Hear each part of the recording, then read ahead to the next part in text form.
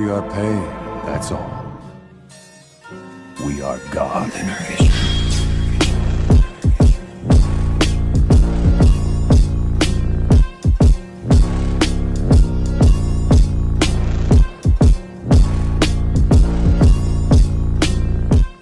Hey guys. I'm back and I bring to you the part 10 of What If Naruto Gained Unwanted Immortality. The fourth Shinobi War has ended with the sealing of Kaguya and the Juubi in Naruto. As the years pass and his unwanted immortality becomes clear, what will Naruto do when everyone he once fought for returns to dust as the world about him changes? Don't forget to hit like and subscribe and check the author in the description. Let's start. Chapter 58, Metamorphosis. Color. That was the first thing Arya noticed when her eyes opened. As an elf, her eyesight was naturally superior to those of any human, rider or not. Anything that seemed washed out to a human she saw with vibrancy. Anything that was unclear either close by or in the distance, she saw with utmost clarity. However, all of this paled to what she could see now in her surroundings. Or more specifically, who? Ever since, and even before, they became close, Arya had burned the very image of Naruto into her mind to the point she could have easily described him in great detail. Spiky saffron hair that looked like spun sunlight, lively cerulean eyes that gleamed of both mischief and wisdom, chiseled muscles that she had never directly seen but could easily tell through his clothes, his 6 signature whisker marks, and finally that smile that always sent a warm feeling flood her inner self were but a few of the details she remembered. But the sight of Naruto now caused her to unintentionally gasp. It was like the very sun was burning in all of its glory just a foot away, if said sun was made up of a multitude of colors. Ocean blue, blazing red, pale green, vibrant brown, electrifying yellow, and colors she could not identify, but which made them all the more striking. The way they combined to form new colors and yet retain their personality, there was just no words for it. But even deeper beneath that ocean, she could see these stunning tints were further overshadowed by just the sheer liveliness behind them. They didn't stay static like paints that could be drawn onto a canvas. No, they pulsed and flowed around what she could now identify as organs while each having their own personality. They were alive, and that's when she came to the realization. So, this is chakra. As Arya lost herself in the wonders of chakra, Naruto and Kurama both took a closer look at the legendary eye said to be equal to the Rinnegan. Beautiful, muttered Naruto as his breath hitched while staring into the Tensegan that continued to look at and into him. Naruto had always found Arya's forest green eyes and its tiny gold fleck stunning. They were easily one of her most attractive physical traits. But even they paled when compared to her new eyes, vibrant emerald green tightly surrounded pale golden lotus patterns that seemed to contain their own inner illumination, and bloomed around a dark jade pupil. For some reason, he felt closer than before, as if the chakra within him finally found its other half, as if in over 1,000 years, they were finally reunited into one. But before they could indulge in the feeling, a certain fox made himself known. Ugh, you two lovebirds are already eye-sucking each other. Why don't the two of you just mate already? Kurama interrupted as he unwrapped his tails from Arya. That snapped Arya out of her daze as she quickly looked away from Naruto while blushing crimson in embarrassment, only to realize that she could still see Naruto. So this is what Naruto meant by near 360-degree sight. Just this ability alone would cause warriors all over the land to kill each other to obtain it, and to think that's the least of its powers. Amazing. Arya sighed as Naruto, after taking away the hands that held her arms down, simply turned around before punting the miniaturized fox through the wall and into the sky. Nah, are you too? I'll kill you, you brat. Roared out a voice that caused the rest of the cabin to destabilize and fall to pieces as a dark shadow covered both Naruto and Arya. Whatever, we'll have our fight later. For now though, I want to see what Aryaheim can now do with her new body and eyes. Naruto yelled back at the giant kitsune who merely grumbled before turning away, intent on finding an outlet for his frustration, namely a certain black dragon who Naruto could see was currently visiting his unhatched siblings. A quick prayer slipped past his lips. Poor Azura, may you rest in peace.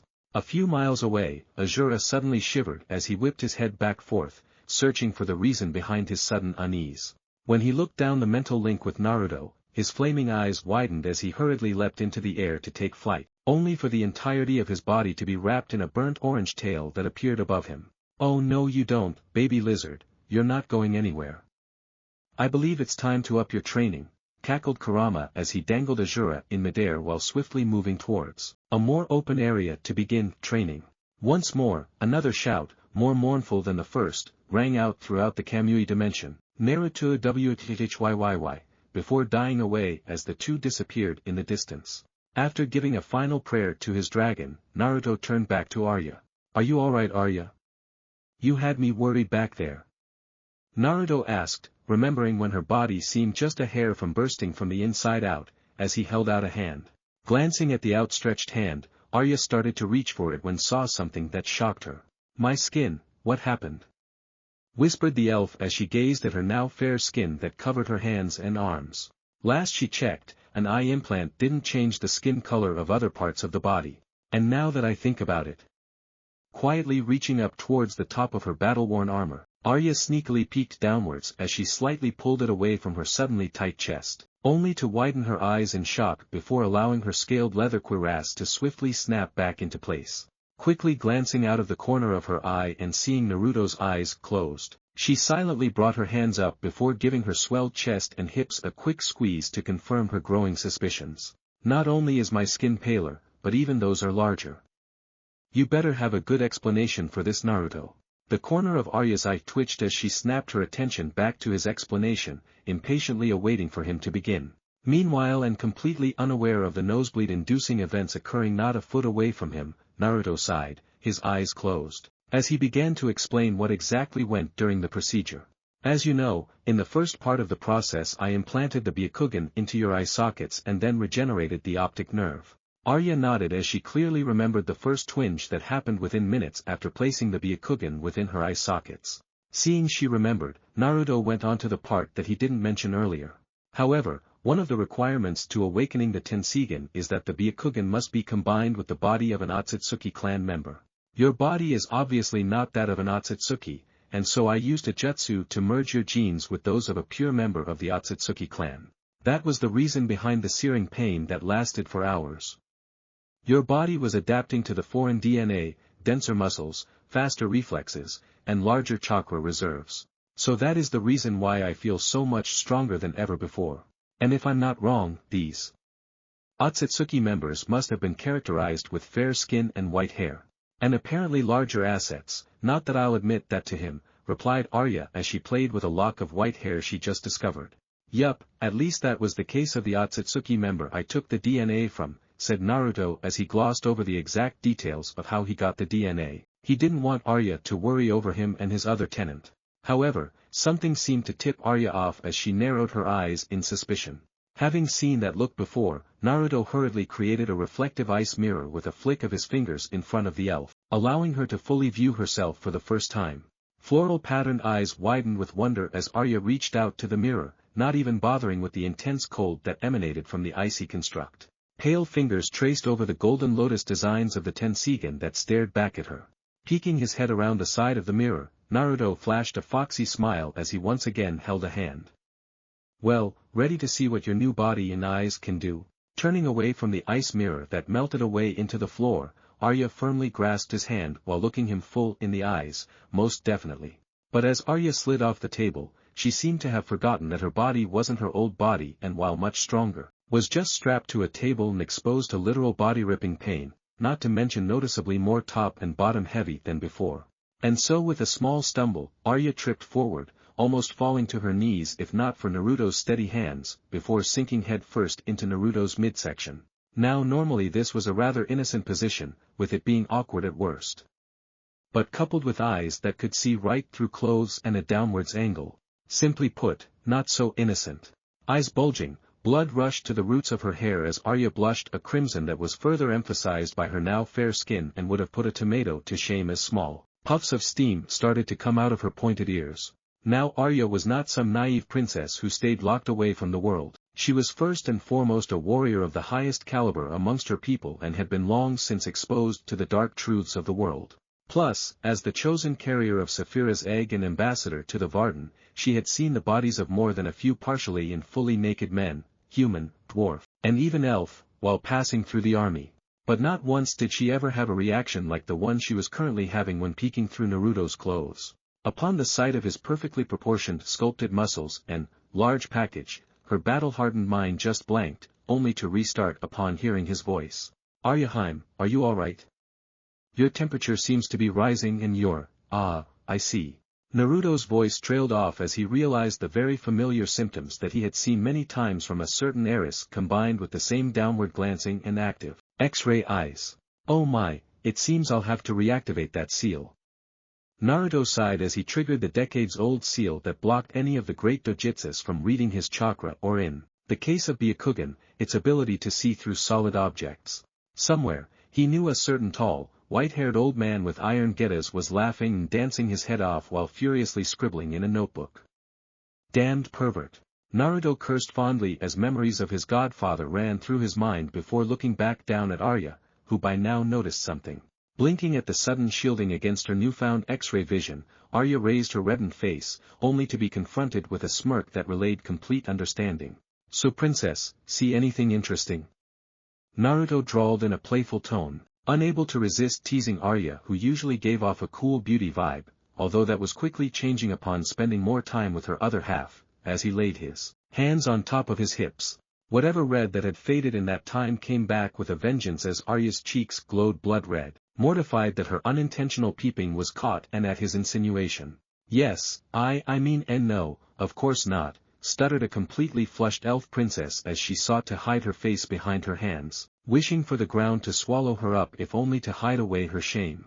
However, a loud laugh interrupted her turtling, causing her to lower her hands as she watched the blonde shaking with mirth. Slowly, a large tick mark formed on Arya's forehead as she pulled herself together before coughing into her hand. Naruto, I do not see the reason. Naruto merely raised an eyebrow before shooting her a really look that made her sigh in exasperation before admitting, fine, I do see the reason why what I said and did was amusing, but do you really have to laugh so hard? Naruto's only response was to widen his grin. Seeing that, Arya simply rolled her new eyes before stomping away towards one of the mountains in the distance, only to almost trip again before quickly regaining her usual elegance. Once confident in her new body, the elf settled for a dead sprint, soon becoming a black and white blur. I swear there's something else that's different about her. Quizzically glancing at her quickly disappearing back, Naruto shrugged before following up from behind, noting the rips and tears that first marked her leather armor were slowly regenerating. It would seem her armor has been enchanted with a spell to self-repair. But now that I think about it. Naruto mused while drawing level with Arya. Hey Arya, is there a reason why you only seem to wear your armor? Even back in Elesmera, in your very home, I've never seen you wear anything more casual, wondered Naruto, curious of why he had never seen her outside of her black leather armor. Slowing down, Arya's delicate lips formed a firm line as she remembered that particular event. Now that she thought about the reason after all these years, it was quite embarrassing.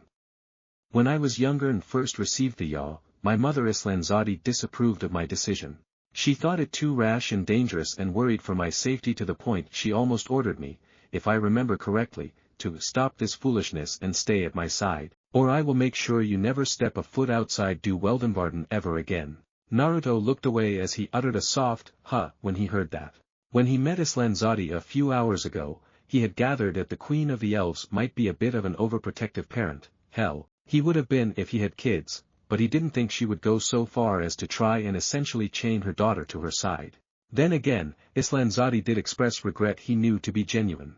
Turning back, Naruto was about to relay his conversation with her mother, only for his eyes to widen in surprise upon seeing an expression he knew very well, but never expected to see on her of all people. After that, I swore in the ancient language to never be seen without my armor on as a way of, let's see, showing my rebellious teenage side. Arya smiled sheepishly as she recalled her younger years before her relationship with her mother withered. Naruto shook his head in amusement, both surprised and yet somehow unsurprised the woman next to him would do such a rash thing, before blinking. Wait, teenage? Just how young were you when this happened, Arya? Tapping her chin, Arya thought for a moment before answering, I was quite young when I received the yaw, only 30 years old in fact. Naruto blinked once. Then, thrice. Then 5 times. A dust cloud plumed up as Naruto abruptly face-planted into the ground in shock before jerkily rolling back onto his feet. Arya merely paused as she watched him clumsily recover in amusement. The corner of her mouth quirked up into an impish smile as she watched him dust off his clothes while recuperating from her unexpected answer. So many times she had been on the receiving end by the blonde that it was nice to see him so flustered for a change. Only for her to be blindsided when Naruto, refusing to be outdone by her, cheekily wriggled his saffron eyebrows in a suggestive manner. Well, I guess I have another reason to end the war, if only to see you out of that restricting armor Arya. The dark sensual tone used with the low growl added to her name did things to Arya that never happened before. A blazing heat emerged from her lower belly and rushed throughout her body, causing her pupils to dilate and heart to furiously pound. Attempting to hide her sudden arousal, the elf sputtered as she swatted at the blonde, only for Naruto to dance away before he returned to her side with a wide grin. Seeing that there was no comeback, Arya pouted as she turned away, her neck still red from embarrassment. Refusing to talk any further with the playful blonde, the two soon slowed to a halt on a plain a mile away from the first of many snow-capped mountains that towered over them, casting the both in its cool shade. Walking a few more steps away from Arya, Naruto summoned the white rider sword he had taken from Galbatorix, noting how oddly perfect the grip and balance felt in his hand.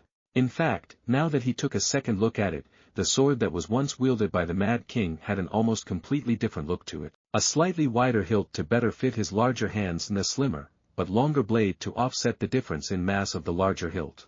The only aspect of the sword which remained constant was the flawlessly clear jewel that glimmered on the end of the pommel. Could it be? Curious whether his emerging theory was correct, Naruto took one last look at the ancient blade before tossing it over to Arya. Hey, Arya, catch! Not even bothering to turn her head, the elf caught the sword by its hilt in midair without visibly looking. However, Naruto knew better. To think she's already used to the Tensigen and its disorienting 359 degrees sight, or has she already learned to only focus her view in one direction? I remember when Hinata first awoke them, she said she needed to stay in pitch darkness for a whole day and night before she grew used to them. Either way, impressive. Naruto observed as he unsealed yet another blade, except this one dwarfed the other, almost passing for a giant slab of iron with an killer edge, while Arya brought the first ever rider's sword to her eyes, taking in its make and design. It was obviously a rider's sword, there was no doubt about this. From its peerlessly sharp edge and the spells that weaved along its length, to the glossy finish of its monocolored blade, no other weapon in the history of Allegezia had the same characteristics as the one she held in her hands. But there was something else about this sword that made it different from all others. Even amongst dragon rider swords, not many were white, and among those, only one carried such lustrous purity. Only one glowed with a radiance that could put the heart of a mountain to shame. Could it be? Where? No, how did you get this sword? Or are my eyes deceiving me? Arya muttered in astonishment before her forehead furrowed when she noticed the slight, but significant differences between the blade recorded in numerous texts and the one in her palms. However, her eyebrows jumped up when she noticed the once uncomfortably large grip was quickly growing narrower to better suit her smaller hands. Although the double-sided blade stayed the same length, the thin blade narrowed even further until its edge grew thinner than paper, a shape almost impossible by human or even elven standards of forging. Meanwhile, Naruto watched with fascinated rippled eyes, having long activated his Rinne Sharingan, as he observed words in the ancient language that once laid hidden came to life, blazing with such an intensity it eclipsed the sun itself. He was surprised they remained hidden to the ordinary eye. No doubt, judging from how Arya squinted, she too could witness the same changes he could. Once the process was done, the sword that once belonged to Galbatorix had transformed into a simple and elegant, but nevertheless deadly hand-and-half sword with a leaf-shaped blade that ended in a wicked point perfect for piercing through armored flesh. But that was not all. Instead of the pale bleached bone color that once defined the weapon, Vrangr seemed to pulse with an inner light not unlike the brightest of stars, giving credence to its original name, Eilingr. Holding the altered blade in her hands, Arya raked her eyes up and down its length, admiring how the sword seemed to catch and absorb the light around them and just how right it felt in her hand, even more so than her personally forged elven sword. Spinning the sword in her right hand, she marveled at its feather-like lightness, no doubt a result of the perfect balance she had earlier noted with her Tensigen. There was not a single scrap of extra metal, wood, or leather to offset it. Placing her left hand near the pommel, Arya suddenly twisted about like a snake, stabbing and slicing at invisible enemies, displaying her incredible skill and flexibility as she ran through the forms of her swordsmanship. Off to the side, Naruto looked on in admiration at her figure. Although he was by no means a master of the sword, he was getting better at it though through their spars, he had seen enough Kenjutsu masters during his time as a shinobi to know that Arya, even without the full access to her chakra for the past century, had refined the skill to a deadly art form. So I was correct, the first ever rider sword created by Runan has an extra hidden function, an ability to uniquely conform into the best form possible for its user. I wonder what other secrets are in that sword. Though Naruto could see the thousands upon thousands of words intricately woven about the blade, there were many whose meanings he could not understand even with his knowledge in the ancient language. There were many words even the elves, never mind Arya, had forgotten over the years, words that appeared only in the most ancient of texts and now here. He even had his doubts whether Runan truly forged this wonder. But enough of this, let's see what she can do. Naruto thought as he swung the Zanbato which once belonged to the demon of the hidden mist, Zabuza. However, he had underestimated Arya's wonder at the revered sword of the first rider. Seeing his lover still lost in familiarizing herself with the white sword, Naruto coughed loudly in hopes of gaining her attention. It didn't work. Glancing at the giant beheading blade in his hand, the sage sighed in exasperation before swinging it down on Arya with enough force to blow a crater in the ground, only to have it firmly blocked by a slim snowy blade. Following that, a shockwave boomed across the plain as it flattened the grass around them. How impressive, Aryaheim, I knew you were stronger, but to not even flinch under my attack. Naruto praised as Arya held back the giant blade with apparent ease. Oh. And you could not just, let's see, call out to me like a normal person. A muscle spasmed in her jaw as Arya sent a strand of chakra into her arms before flinging away both Naruto and, from her perspective, the giant piece of metal away. Chuckling at her righteous outburst, Naruto flipped a few dozen feet away before landing back on his feet. And just what exactly is that blade of yours? Called out Arya, unsheathing and tossing her previous sword to Naruto, who promptly locked it away in one of his storage seals. Settling into a stance, she pointed the tip of Eilinger towards the blonde. Oh, this? Naruto bounced the large sword on his shoulder as he assumed a one-handed sword stance, the blade of Kubikurabocho resting on his back. This is Kubikurabocho, or the decapitating carving knife, sword of Zabuza, demon of the hidden mist. But enough of the questions, shall we get started? That is not a knife. Arya muttered, eyeing the circular cutouts that she now could see were ideal for beheading with understandable caution, her tensegan glowing, the faint golden lotus patterns beginning to rotate around her pupil, only to cock her head in surprise when she realized that she could see through his body once again. Naruto didn't miss the gesture. Ah, I figure that if we're going to test what you can do, it's not exactly fair if I take away one of your advantages. Now, let's go. Digging his feet into the soil, Naruto shot out in a blur with a single-handed overhead swing directed towards her head, only for it to bite deeply into the soft grass as Arya nimbly dodged to the right, her sword trailing by her side. In a single swift motion, she smoothly unleashed a slash at his torso, no doubt aiming to bisect her opponent.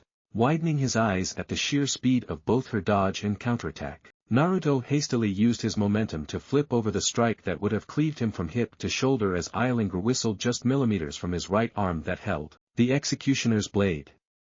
With a tug, Naruto unearthed Kubikurabocho to sweep towards her unguarded back, only to grunt in surprise when a certain blade suddenly pierced down in front of the semicircle gap near the hilt of Kubikurabocho, halting the cleaver in its tracks as Arya turned to face Naruto, who by then had landed back on his feet. For several seconds, neither combatant moved due to their locked blades, neither willing to back down first. As both Naruto and Arya sent increasing force through their weapon of choice, their connected blades shivered and screeched as they ground against each other. However, the tenuous balance broke when Naruto saw the thin blade beginning to slice through Kubikurabocho despite his chakra reinforcing its blade. Kami, she's so much stronger than before, and she's barely using any chakra to bolster her strength. Under his 150x resistance and chakra seals, Naruto finally couldn't resist any longer and allowed himself to be tossed aside, once again flipping through the air to land on his feet. Silence filled the air as Naruto and Arya stared at each other, one in pride and the other in disbelief. Throughout all of their training sessions and spars, not once was the fair elf ever able to push the blonde back or overpower him in any way, whether through chakra or physical means. But now, breaking off, Arya shifted her eyes to her hands and the sword that was nearly the same color as her new skin with a sense of wonder. Finally, I have the power to stand by his side, thought Arya as she gripped her hand into a fist, determined to grow even stronger and find out all of the secrets hidden in her body and eyes. On the other side, Naruto patiently waited for Arya to come out of her reverie as he idly traced one of the many seals that were specially inked onto his body. At this rate, I'll need to release some of my seals just to keep up, if this is but the surface of what she can do. With a small pulse of chakra, the 150x resistance seals that constrained his every movement were lowered to 120x, while a seemingly insignificant difference, it already allowed him a much greater degree of movement and strength. Despite glancing away from Naruto, Arya never let him out of her sight. So when she caught the small pulse of chakra he emitted as well as the relaxing of his muscles, it didn't take long for the sharp elf to realize what happened. Silently treading to the right, she began to circle about the blonde, analyzing and taking in his every move. I see you released some of your limiters, Naruto. Naruto nonchalantly shrugged. Well, combined with your master swordsmanship and drastically increased physical power, I can't very well fight you or even push you to your limits in my current state. Cracking his neck, he hefted Kubikurabocho over his shoulder, once again settling in a one-handed stance before shooting a completely innocent grin. Besides, now I can show you jutsus related to your elements without worrying about you getting hurt, too badly. A massive sweat drop ran down her forehead as Arya instantly saw through that innocent smile of his. This is going to hurt, isn't it? Arya sighed as she held Eilinger in both hands. I have no idea what you're talking about. And with that, Naruto abruptly vanished before appearing behind Arya, Kubikurabocho already sweeping towards her neck. In the past, whenever Naruto shunshined, neither Arya nor Eragon could keep up, let alone predict his nearly imperceptible movements. But now, Arya ducked underneath while spinning to thrust at Naruto's chest, but now I see you. With a clash, Naruto moved the flat side of Kubikurabocho in the way of the pale sword, using it as a makeshift shield before catching and pushing aside her next few stabs with the curved gap of his sword. Realizing how effective the giant blade was as a shield, Arya slashed out one more time before stepping to the side in an attempt to get past the makeshift shield. Seeing her try to maneuver around him, Naruto took advantage of the small opening by spinning the giant blade as if it were as light as a feather before slamming it back down on Arya at a speed and force he believed to be beyond what she could react to, only to be surprised again when she managed to once again block his strike, although this time he noted how her knuckles further whitened around the hilt as she strained to fully stave off his attack. Shoving off Kubikurabocho, Arya and Naruto engaged in a steely dance, their blows flattening and carving their surroundings with every clash of their blades. Minutes passed as Naruto attacked from every angle possible, whether it be from behind, above, or even below as he tested her reaction time to unusual attacks. To his surprise and delight, Arya was able to repel or dodge every single one of them and even managed to scratch his skin. Ever since his ascension as the Jinchuriki of the Juubi, other than the time Phelan impaled him over a month ago, almost nothing was capable of harming him in the slightest. So it spoke volumes when Arya managed to harm him with casual blows of her sword, all without the use of chakra enhancement to the blade itself. Satisfied with the results, Naruto decided it was time to change gears. With a burst of chakra into his arms, Arya's eyes widened when she caught its sudden surge, immediately sending her own rush of chakra into her arms in an attempt to match his force. But it was too late, the timing Naruto had sent chakra into his hands and arms proved impeccable to the point that even the time it took to strengthen her limbs with chakra proved too long. Realizing this, Arya hardened her guard against the rising swing, opting instead to reinforce her entire body to weather the blow as she was literally batted hundreds of feet into the air. Air whooshed from her lungs as Arya stared wide-eyed at her new predicament. She didn't know whether she was capable of withstanding the tremendous force of falling hundreds of feet. Flailing around, the elf looked for anything to Kawarimi with, a stone, tree, her old sword. She was starting to regret not just throwing it down on the ground. No, the only two things left to possibly replace herself with was the mountain in the distance, an already ridiculous notion, or Naruto himself. Now that she thought about it, the mountain would probably be easier. The sheer amount and density of chakra within that body of his, he might as well be a planet contained in an attractive 6 foot and 3 inches frame. But this was neither the time nor place for thoughts like that. 500, 400, 300, 200, 150 feet. Her velocity soon reached a gut-wrenching speed as the wind whistled in her sensitive ears, and still she didn't have a plan for getting out of her situation without anything broken. She could use magic to slow her descent, but she immediately ruled that option out. Doing such a thing would undermine the whole point of the spar and would leave her with more disappointment than if she tried to lessen the damage by attempting to redirect her momentum. Other than those two options, the only other one was to either throw Eilinger at the ground and then Kawarimi with it, which would leave her defenseless and at the mercy of Naruto, or create a large number of Kage Bunshins to soften her landing, which would still take a large amount of chakra. I guess there is no other choice, sighed Arya as she sheathed Eilinger within the loop of her belt before starting to draw up the necessary chakra for several clones. But just as she was about to cross her fingers for the Kage Bunshin no Jutsu, the chakra she had gathered suddenly rushed to her eyes and for a moment she saw nothing but blinding white.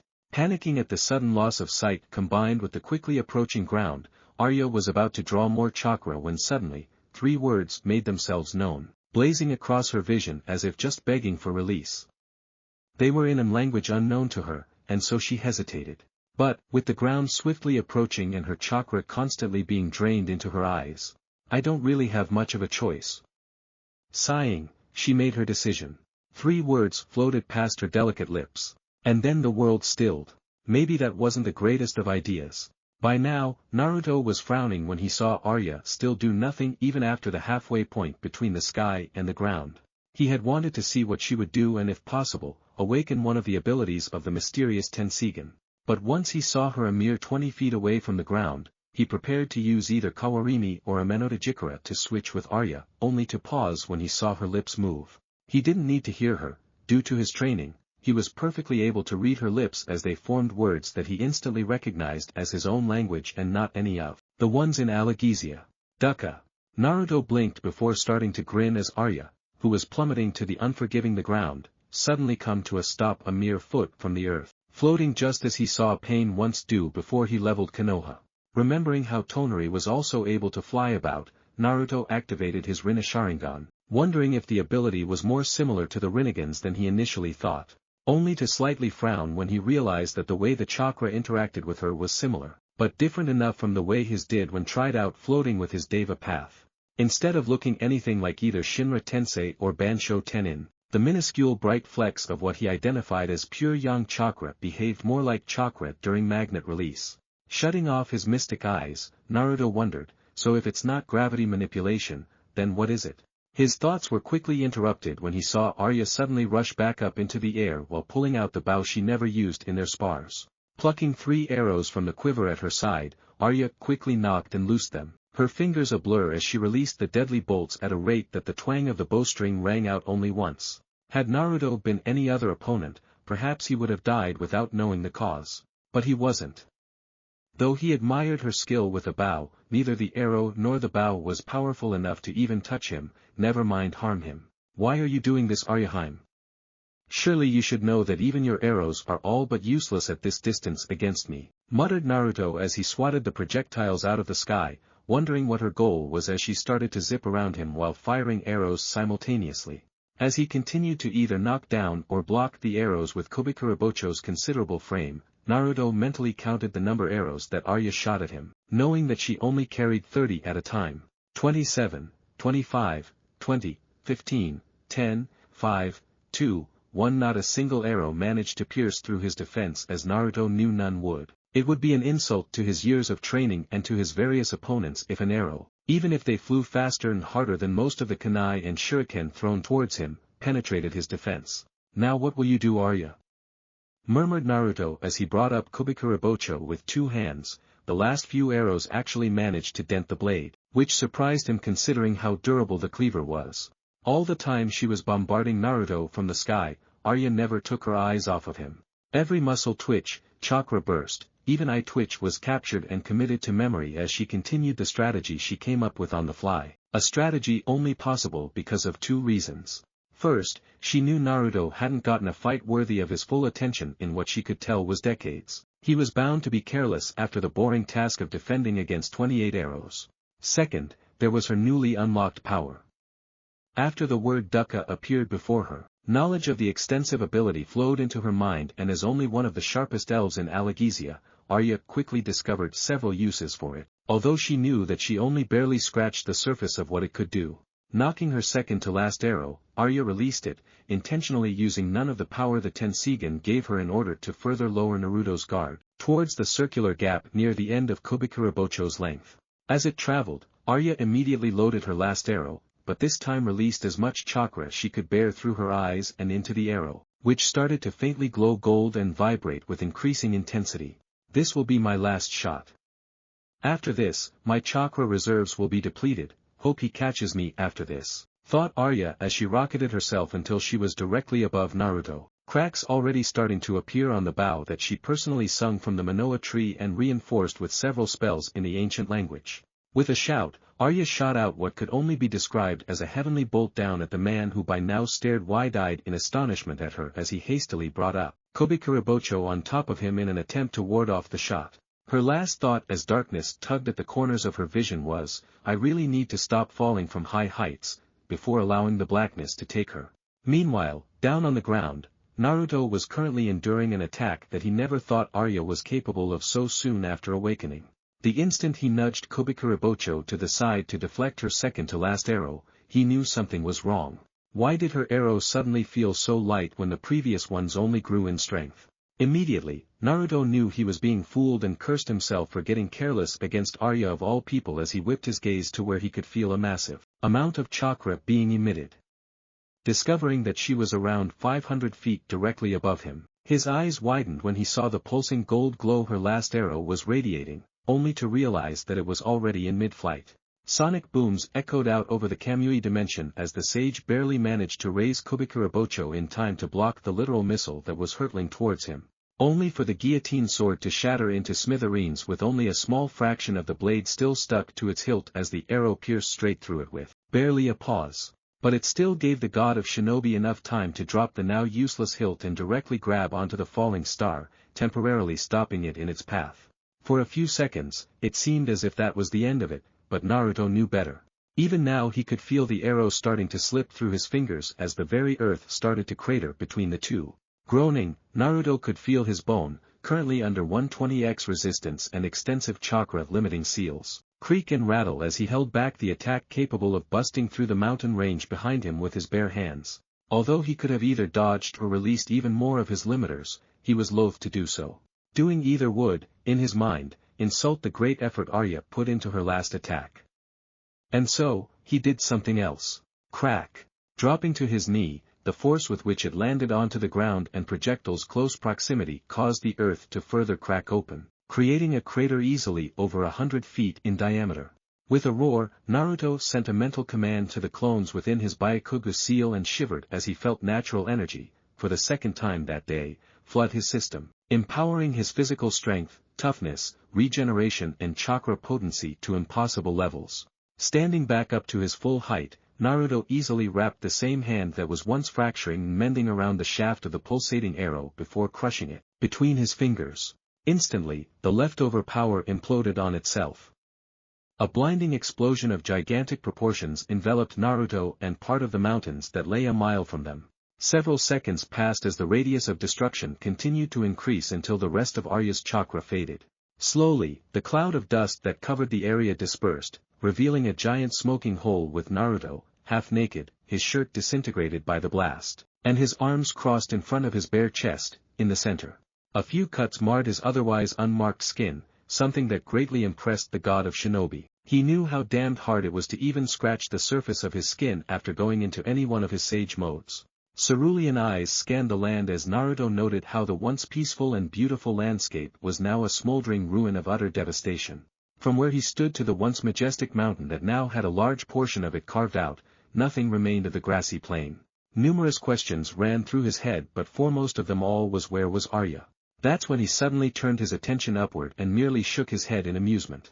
Flying up, Naruto gently caught the surprisingly light and unconscious elf in a bridal carry, not noticing the new changes to her body due to her restrictive armor.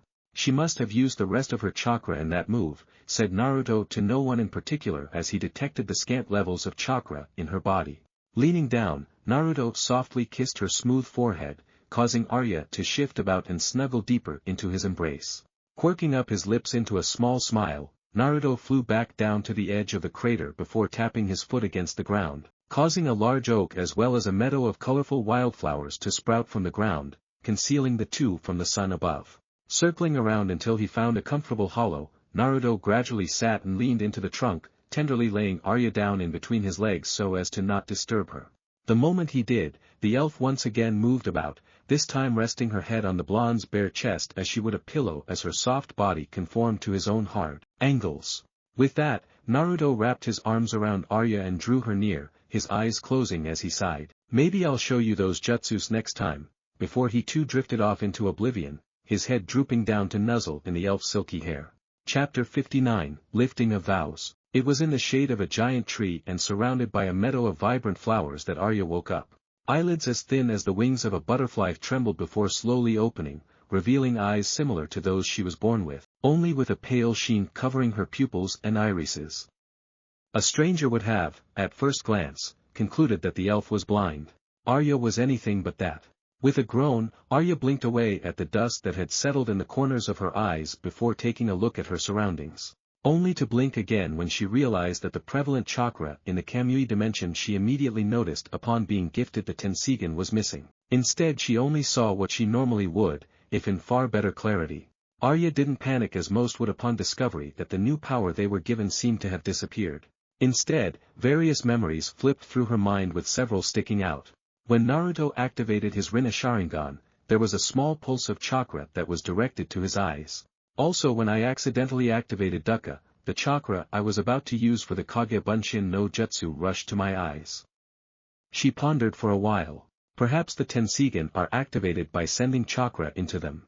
Drawing the smallest possible strand from the modest amount chakra she had recovered, Arya sent it to her eyes, blinking as her vision changed, only to immediately focus her gaze in front of her as she inadvertently got a good look at her brain.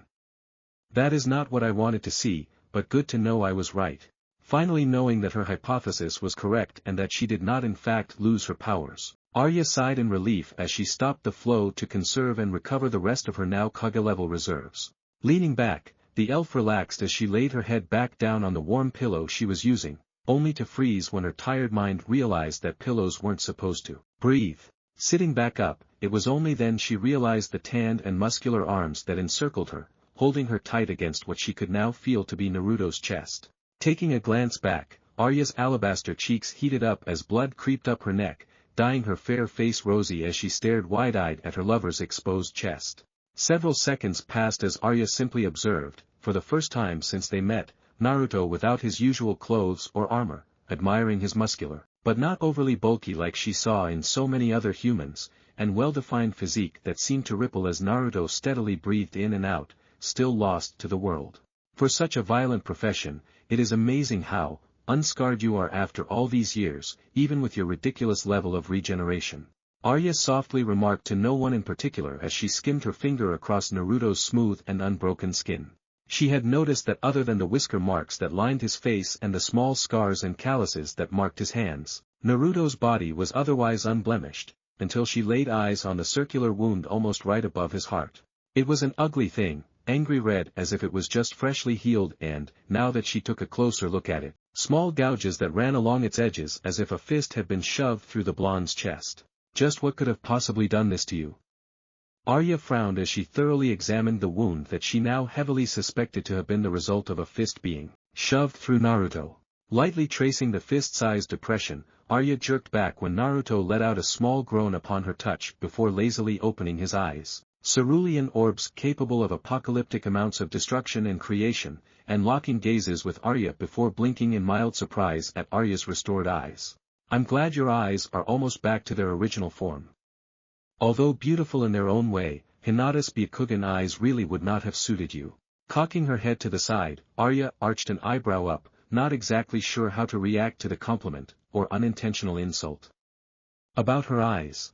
And so, the elf maiden settled for a quick nod as she chose to not to look any deeper. With a mischievous smile, Naruto gently brought his arms that encircled the lithe elf towards him. With barely a hint of resistance, Arya fell back against his firm chest, sighing in bliss as she felt Naruto envelop her entire being in a warm embrace, only to utter a moan as she felt Naruto kiss a particularly sensitive spot on her neck before perching his head on her armored shoulder. Several minutes passed as the couple stayed just like that, looking over the field of flowers that eventually faded into the grassy plains that stretched as far as the eye could see and enjoying each other's company without any outside distractions, perfectly content to spend the hours if not the entire day like this. My best friend at the time did this to me, you know. The silence was finally broken as Naruto murmured into one of her pointed ears, causing her to shiver before glancing to the side at the blonde who was currently gazing at the sunny sky of the Kamui dimension with a faraway expression on his face. Without making a sound, Arya waited for Naruto to continue, knowing what that look meant. She didn't have to wait long. There's not much to say really. A lonely idiot blonde who viewed an emo black-haired teenager as a brother in all but blood decided to chase after said boy across the land of fire who had turned against Konoha and decided that studying under one of our biggest traitors was the best idea to gain power. The ends of his lips twitched down as Naruto frowned at the memory. Needless to say, when I finally caught up to him, he wasn't exactly willing to come back, not when power was so close. Arya by now had narrowed her eyes, not exactly liking the way Naruto hid the exact details of what happened. Long story short, we fought as only two powerful brats could, swinging fists and trading blows in now that I think about it, a very inefficient and un-shinobi-like manner, chuckled the blonde before growing silent as he reached how he almost died back then.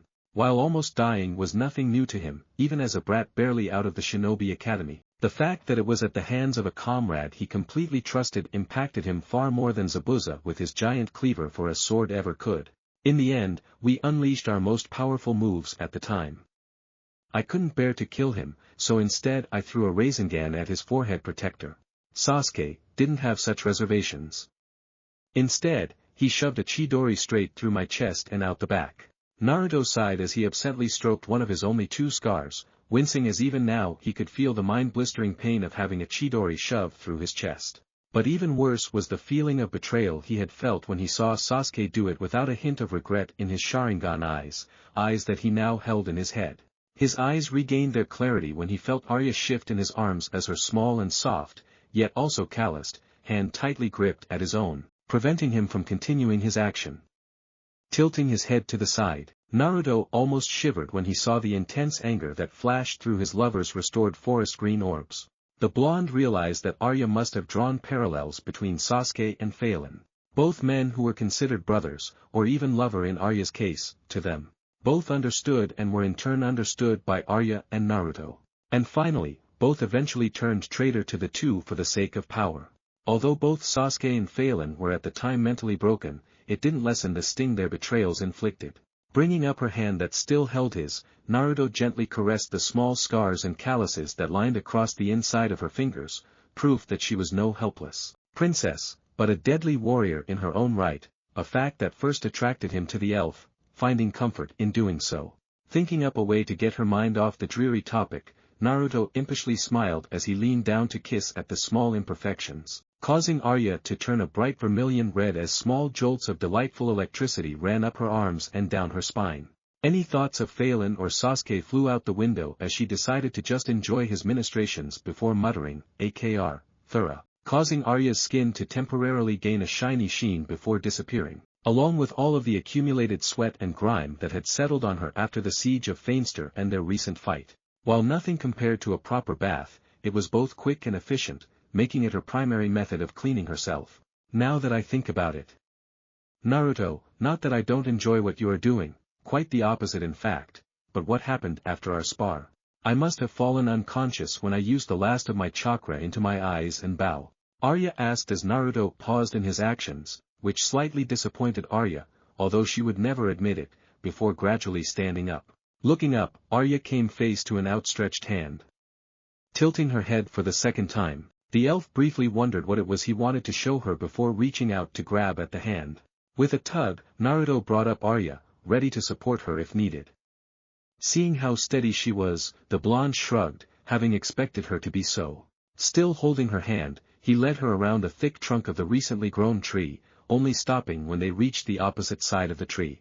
Hearing a small gasp, Naruto glanced behind him, noticing her wide eyes and slightly slackened jaw that belied her astonishment. I did this?"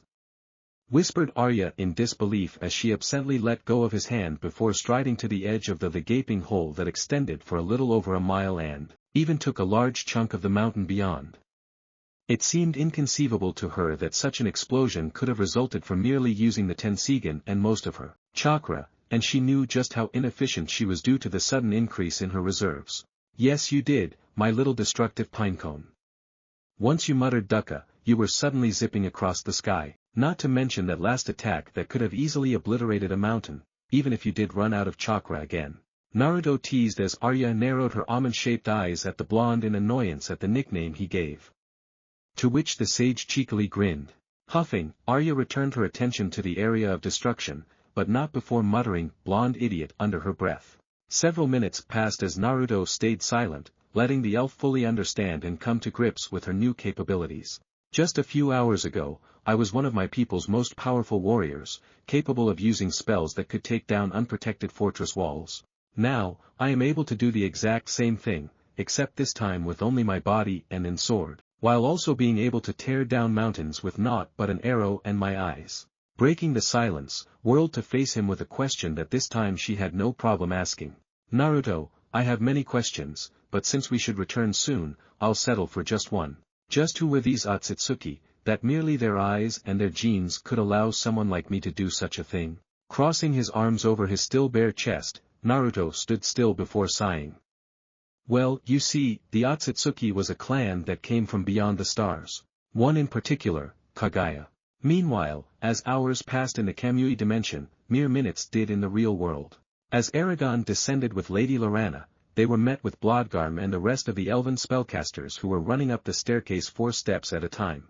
Seeing Eragon relatively unharmed, although the same could not be said about his armor, as well as hearing the healthy and victorious roars of Saphira came as a great relief to the group.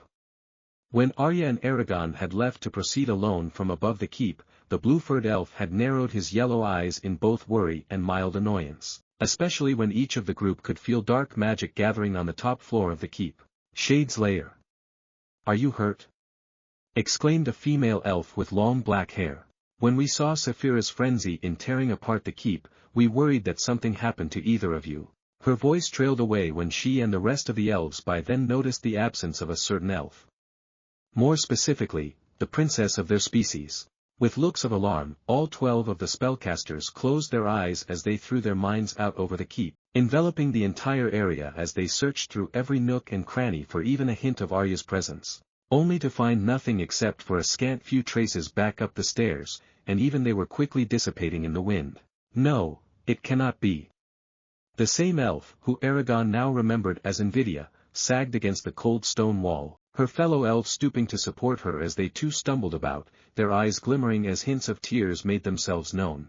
Only Blodgarm remained standing tall, a pillar that they could rely on, but when Eragon looked deeper into his eyes, the young rider could see a flash of sadness that quickly disappeared. Confused at first, Eragon quickly connected the dots before grabbing a hold of the furry elf's shoulders and slightly shaking him. Blodgarmelda, you misunderstand, Arya is not dead. After fighting with Vorag the Shade, she was heavily wounded just before Naruto showed up. Seeing the state she was in, he decided to bring her to his personal place of healing. It shouldn't be long until they return. Eragon hurriedly supplied an explanation for Arya's disappearance, careful to reveal as little as possible about his friend's arcane abilities as he watched the distinctive pointy ears of the elves perk up before their heads swiveled towards him. Feeling a substantial force settle on his own shoulders, Eragon glanced sideways to see furred hands on them. Is what you say true, Shadeslayer? Is Aryasvit Kona truly alright? The leader of the elves in turn tightened his grip on the pauldrons of Eragon's armor, almost denting them, so great was his strength. As Eragon answered with a nod, Blodgarm sighed in relief as the rest of his brethren also did, unclenching his hands from the dwarven steel armor that now held indents that suspiciously looked like fingertips. Still holding onto his shoulders, the blue elf leveled his gaze upon the man that killed a shade. You say that she was seriously injured, but just what happened up there? And where exactly is this healing place of Naruto Finierals? Speaking of him, how exactly did he get there without any of us noticing? Blodgarm rapidly fired questions, anxious and curious of the whereabouts of their princess while showing a not small amount of caution towards the sage. Eragon sighed as he mentally yelled out to Saphira, Saphira, a little help would be much appreciated. And what exactly would you have me do? Tear down the keep and rescue you from the fair folk who are only worried for their princess? I think not, just tell them to wait until the briefing with Ajihad.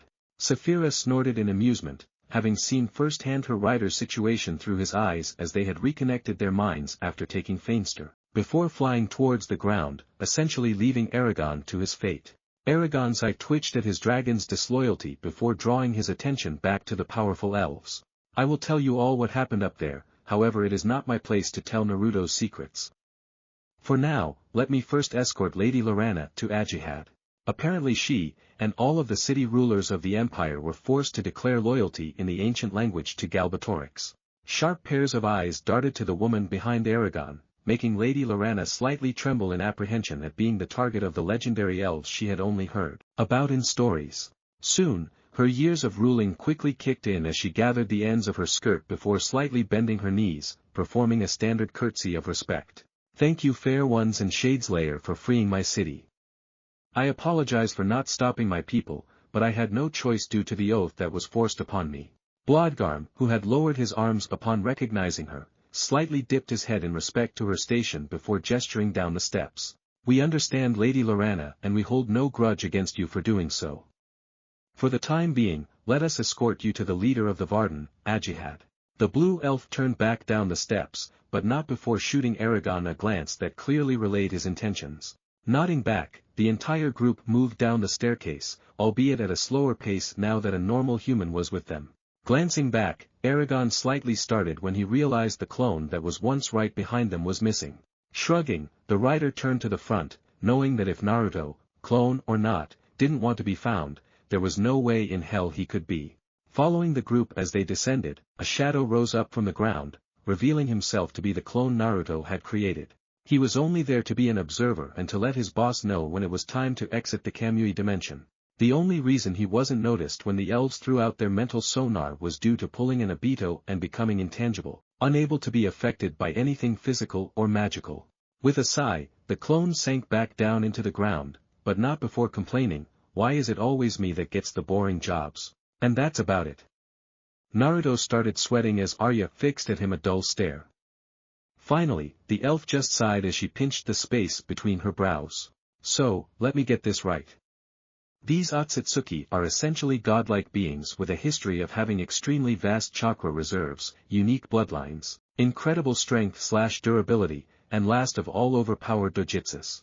Not only that, Kaguya Otsutsuki, an alien from space and is also known as the Mother of Chakra, is currently sealed within you along with Kurama, the Juubi no Kitsune, who is practically the planet itself. Did I get everything? Oblivious to Arya's mounting exasperation, the blonde simply nodded his confirmation. A small tick started to pulse on Arya's forehead as her eyes switched to the Tensigen. And yet you decided it was a good idea to transplant those godly genes into me, not knowing whether my body would either simultaneously combust or otherwise explode from the enormous changes done to it. The volume of her voice grew louder after each passing word, showing how her earlier exasperation slowly turned to a righteous fury, an emotion she could count on one hand and still have fingers to spare. Still somehow ignorant of the fact that his lover's trembling fist to leak out pale glowing green tendrils, Naruto nodded away. When you say it that way, it really does sound BA. Any further words were instantly silenced when a small fist that was the color of ivory and now completely surrounded by an aura of luminous cyan-green chakra buried itself in Naruto's midsection before blasting him away into the carved-up mountain, creating a Naruto-shaped hole to go along with the one she made earlier.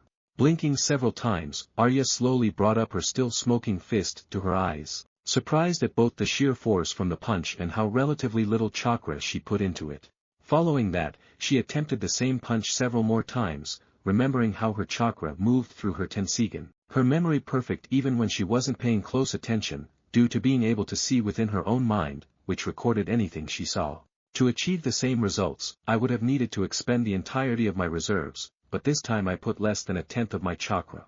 How curious, I wonder if I can further narrow that down, muttered Arya as she continued to practice, although this time with far less chakra in order to not accidentally blow up her hand.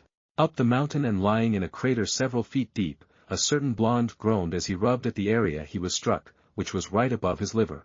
To think she instinctively utilized Tsunade's famous technique just because she got a little upset. I don't know whether to be more frightened at her sheer luck and genius, or that when she now gets mad, her punches will actually do more than tickle me. especially if she keeps jumping power levels like this.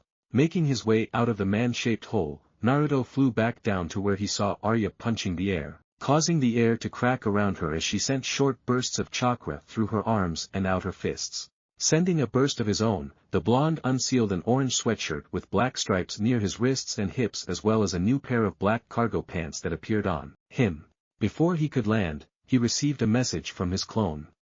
Boss, Eragon and Saphira have arrived with Lady Lorana and Blodgarm's group at Ajihad.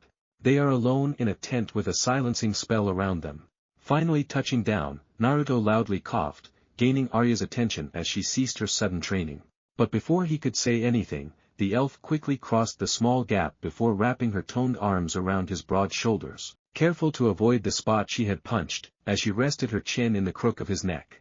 Pausing a bit before wrapping his arms around her slender frame automatically in response, Naruto brought her closer, burying his face in her silky black and white that bordered on silver locks. Slightly confused on what brought this on, his query was soon answered. I'm sorry, Naruto. I did not mean to hit you so hard, especially with our relationship and everything you've done for me. But next time, when you plan on doing something that risky to either yourself or me, just tell me in advance. There's no reason to hide anything.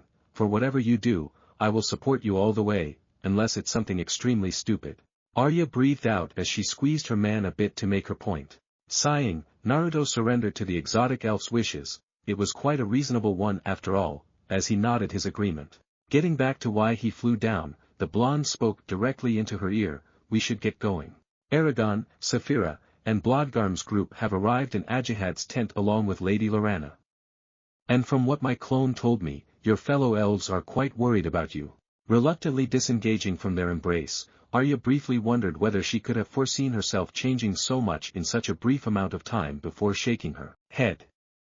No, I never would have seen myself becoming so emotional to anyone, never mind to someone I have only known for several months. Well, let us not keep them waiting, replied Arya while holding out her arm, which Naruto looped around his own before disappearing from the still unmeasured pocket dimension in a dark swirl.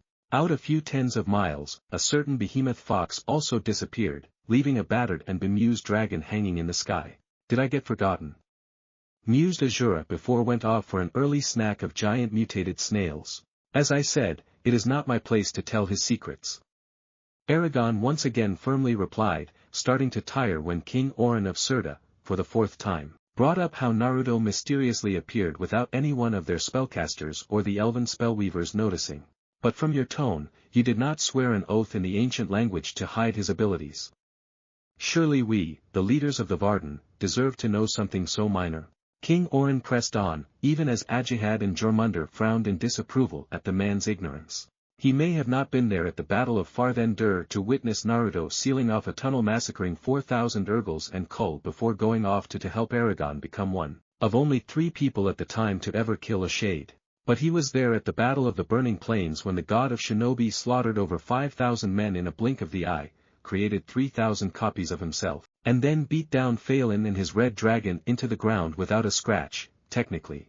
So it confused and, although they would never admit it, worried them that King Orin, who was a significant contributor to their cause, would so blatantly try to extract information from one of Naruto's friends and students even after getting rejected several times. It was only worse when the one the king was interrogating was the uniting cause of the Varden as well as the poster boy for new recruits. Finally, as a vein started to make itself known on the rider's forehead upon another one of Orin's poorly veiled attempts at Naruto's abilities, the shadow that had followed Eragon and the group made itself known by rising from the ground directly behind Eragon. Rings and shouts filled the air as Blodgarm and his elves whipped out their swords milliseconds after the clone's appearance, words of the ancient language on their lips as they prepared to destroy what they thought was an assassin.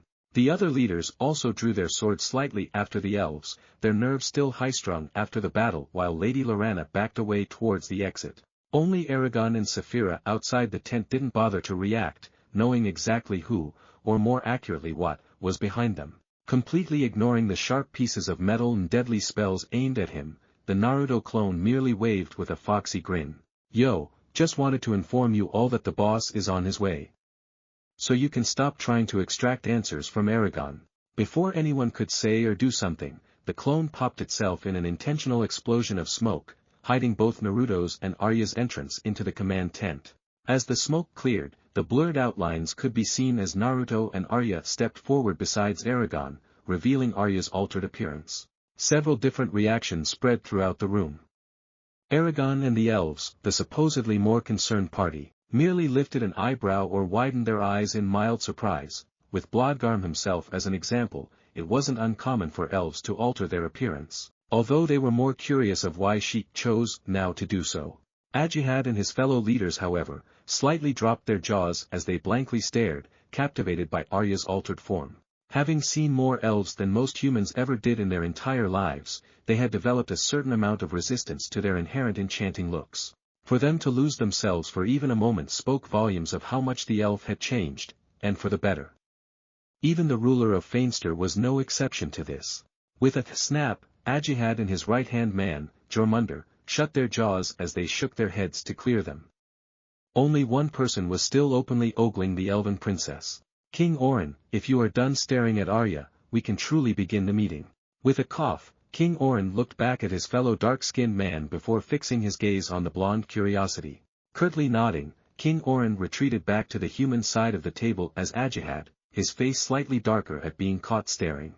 King Orin, this is Naruto Uzumaki, the god of slaughter that the men have taken to calling him. Naruto, this is King Orin of Surta and one of our greatest allies in the war. The primary leader of the Varden introduced the two as Naruto slightly grimaced at his new title, quickly recalling the thousands that died by his hands in the Battle of Farthen-Dur and Burning Plains before putting it out of his mind. Out of our 80,000 men, we lost almost 5,000 in the first 2 days before Naruto here broke down the gates. Ajihad nodded his shaved head in thanks for the boon the powerful blonde had granted them. If not, who knows how many more would have been sacrificed on the relatively minor city. Continuing on, Ajihad swept his eyes across the room before landing on Naruto's. After taking down the gate, I ordered the men to spare as many men as possible, swearing in the ancient language that we would free Lady Laranna from her oath to Galbatorix. Doing so resulted in only several tens of casualties on Feinster's side. However, another 2,000 of our men died trying to retake the keep, due to the high concentration of Empire soldiers and enhanced fortifications. So in total, we still retain around 70,000 fighting men while Feinster, should they join us, would be able to supply us with another 19,000. An elf of Blodgarm's spellweavers gave a look of disapproval towards the black leader. Ajihad, you played and still are playing a dangerous game when you promised to break the oaths Galbatorix holds over Lady Laranna. Should you fail to do so, you could die an early, and not necessarily painless death. And right now, not even us elves have the means to undo such an oath. Jormungandr and King Orin merely glanced back at Ajihad at the elf's announcement, one in confidence and the other in doubt. Ajihad himself allowed a small smile to show on his lips. You are correct in that should I fail to live up to my promise, my end might be one not of my liking. But you are wrong about one thing. The disapproving elf and the rest of his kind cocked their heads to the side, curious on where the humans' confidence came from, as they waited for him to continue. For centuries, if not millennia, the elves have studied and researched extensively on the breaking of oaths in the ancient language, only to come to the conclusion that one's true name must be changed just to have a chance of doing so. But such a change was not like taking off one's clothes. It involved breaking or changing a fundamental part of the person in question, and such a change could not be done so easily. When he saw Ajihad's dark brown eyes fall on him, silently asking for permission, Naruto sighed his approval as what he guessed. When Ajihad spoke of breaking ancient language oaths, happened. When he spoke of showing mercy, the blonde didn't expect the black leader of the Varden to rope him into this. But what's done is done, and besides, with the new knowledge he extracted from Galbatorix, there was no reason to using the potentially soul-scattering method he used before. Bringing up his second and third finger of his right hand, Naruto silently evoked a seal he had used many a time during his term as Hokage. Instantly, a black wriggling mass of kanji made themselves known as they wrapped around room and its occupants, except for Lady Laranna who looked in awe and fright at the spectacle. Her expression was mirrored by the elves, but before they could question the blonde what he did, Ajihad continued on. You were wrong about me playing a dangerous game, Master Elf. Because in this tent is someone perfectly capable of breaking oaths in the ancient language, as he did to Phelan and his red dragon. Waving a hand at Naruto, Ajihad revealed some of the details he had withheld from the Elven Queen. When Naruto defeated Phelan, he performed one of his jutsus and just so happened to cancel out all of the oaths. and break the bond between rider and dragon. A hush came over the room as all of the elves, excluding Arya, went bug-eyed as they whipped their heads towards Naruto, all of them demanding answers with just their gazes alone. On the side, a certain king also carefully analyzed the blonde's face for any indication of deceit. Naruto just calmly looked back at everyone. It's all true. When I was about to kill Phelan, I felt pity for his dragon when I saw how he was treated by the man he chose to be rider. And so I performed a jutsu called the Kyaku Fuin, which severs the connection between the summon and the summoner.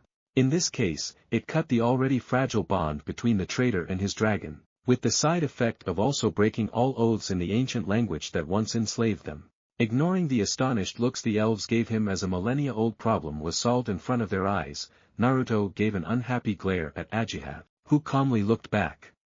However, what Ajihad forgot to mention was that I noticed afterwards that should Phelan or his dragon been any weaker, I might have accidentally ended up scattering both of their souls, denying them the chance to ever go to the Pure Land. By the end of his account, the wide eyes of the elves were as large as dinner plates, astonished by the fact that the mysterious human in front of them was able to do what no elf or rider was able to do. They noted, but in the end ignore the bit about the Pure Land and souls part as they were a race that had no belief in either the afterlife, gods, or even souls until there was definitive proof. Even the word of an almighty being was not enough to sway them from their prior beliefs. Seeing a few heads turn towards her, Arya quickly dipped her chin down, indicating them that what Naruto said was true. Several seconds passed as the elves regained their calm until the blue-furred elf broke it and took a graceful step in front of the ruler of Feinster. Naruto Finierl, you mentioned that if Phelan or the dragon was any weaker, their souls would have been shattered and they would be denied the chance of the Pure Land. Although we may not completely believe in concept of souls and the afterlife, it is obvious that they could have come to extreme harm or even died if they were any weaker. But Lady Laranna, Blodgarm glanced back at the now faintly nervous Lady Laranna, and the rest of the city rulers are but regular humans and are far weaker than the traitor and his dragon. So if you employ your method, they would be in grave danger and their deaths would backfire on the Varden. Naruto didn't comment or try to change the elves' views as he had stayed long enough with them and read enough of their philosophical texts to know where they were coming from. Regarding the elf's concerns, it was reasonable that the blue elf was worried over the potential backlash. And the blonde would have agreed, if he hadn't already extracted the perfect method for freeing Lady Laranna and the other city leaders. If you had asked me several days ago, I would have agreed and thus refused to even consider my method. But just a few hours ago, I came across a method that would shatter their bonds to that vile man without any consequences, replied Naruto as Blodgarm's eagle eyes narrowed. And what method is this?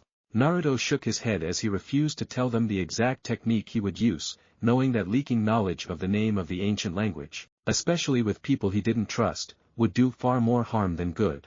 I won't tell you how I will do it, but I promise that it will work and that none shall come to harm. And you should know that I don't break my promises. Blodgarm intensely stared into the shinobi's eyes, looking for any hint of wavering conviction, but in the end found none. With a nod, the elf stepped back into his group, leaving the path towards Lady Laranna open. But just as Naruto was about to alter the size of the silencing seal to include only himself, a loud voice rang out. Ajihad, you cannot seriously believe the ridiculous claims this Naruto is saying. If not even the elves could manage it after over several millennia, what makes you think? King Orin was swiftly silenced when Naruto suddenly stared into his eyes with the Rinna Sharingan blazing to life. Seconds passed as at first the king of Sirta's knees started mildly shake before they suddenly buckled, startling his fellow humans when streams of sweat abruptly appeared as Orin's face fixed itself into a rictus of both awe and fear. As Ajihad and Jormungandr started to make their way to the fallen king, Naruto simply glanced away, his eyes already back to their usual cerulean blue.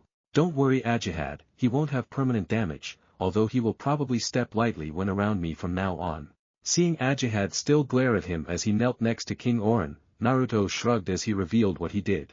Fine, I may have showed him a small portion of what I could do when serious, which may have included me obliterating a mountain with a punch. Although I could have settled this by talking, it's much easier and faster to just show him what I can do. It's been a long day and I'm sure we all want this meeting over and done with. Knowing that the leader of the Varden's ally was going to be alright, Ajihad merely sighed as he wearily stood back up, but not before propping the unconscious man against a chair. Seeing that he had nothing more to say, Naruto quickly adjusted the silencing seal, making sure it only covered him and Lady Lorana, although with a sound barrier between them. Uttering the name of names, Naruto could feel the bonds that tied her to Galbatorix and the Empire dissolve like a shadow exposed to the sun. Multiple pairs of eyes landed on Lady Lorana as she suddenly stumbled back. For the first time in years, her mind felt like her own without the dark taint that had always lurked in the back of her mind.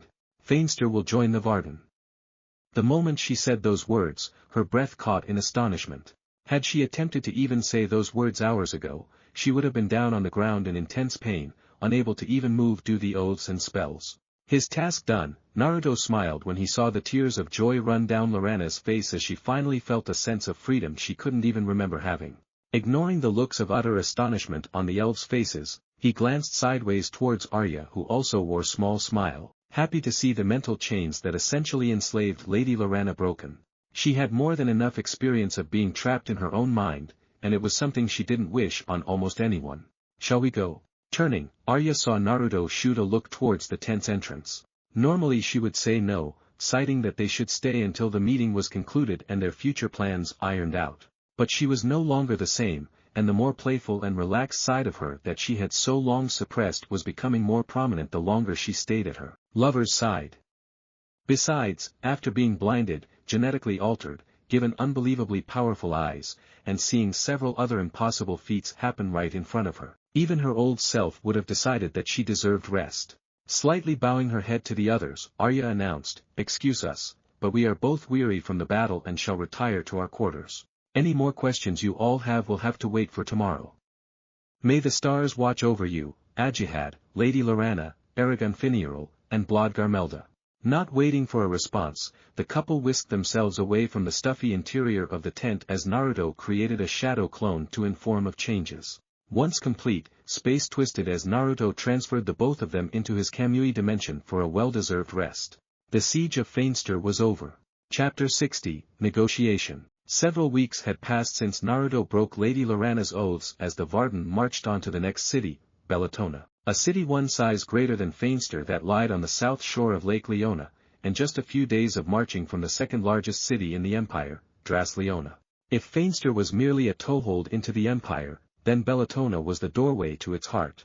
In that time, Naruto had transferred the memories of Galbatorix to the Eldenari as promised, except for the name of the ancient language. Such information was too dangerous for anyone else to know other than those he trusted the most. Although he trusted both Eragon and Arya, he in the end decided to wait until the end of the war to let them know of the answer the whole of Allegezia had been searching for hundreds if not thousands of years, when they were least tempted to use such dangerous information. In this time, they had also reconvened again, except this time joined by King Hrothgar and Queen Islanzadi via a scry message, where Naruto this time revealed his triumph over Galbatorix. Needless to say, everyone was stunned silent before the makeshift room erupted in a cacophony of accusations, questions, and demands, all of which were soon silenced when Queen Islanzadi confirmed the blonde's words. What followed next was a heavy silence as several of them, mostly King Orin, who refused to look Naruto in the eye after witnessing what the mysterious god of slaughter could do, and King Hrothgar, who narrowed their eyes with suspicion at him.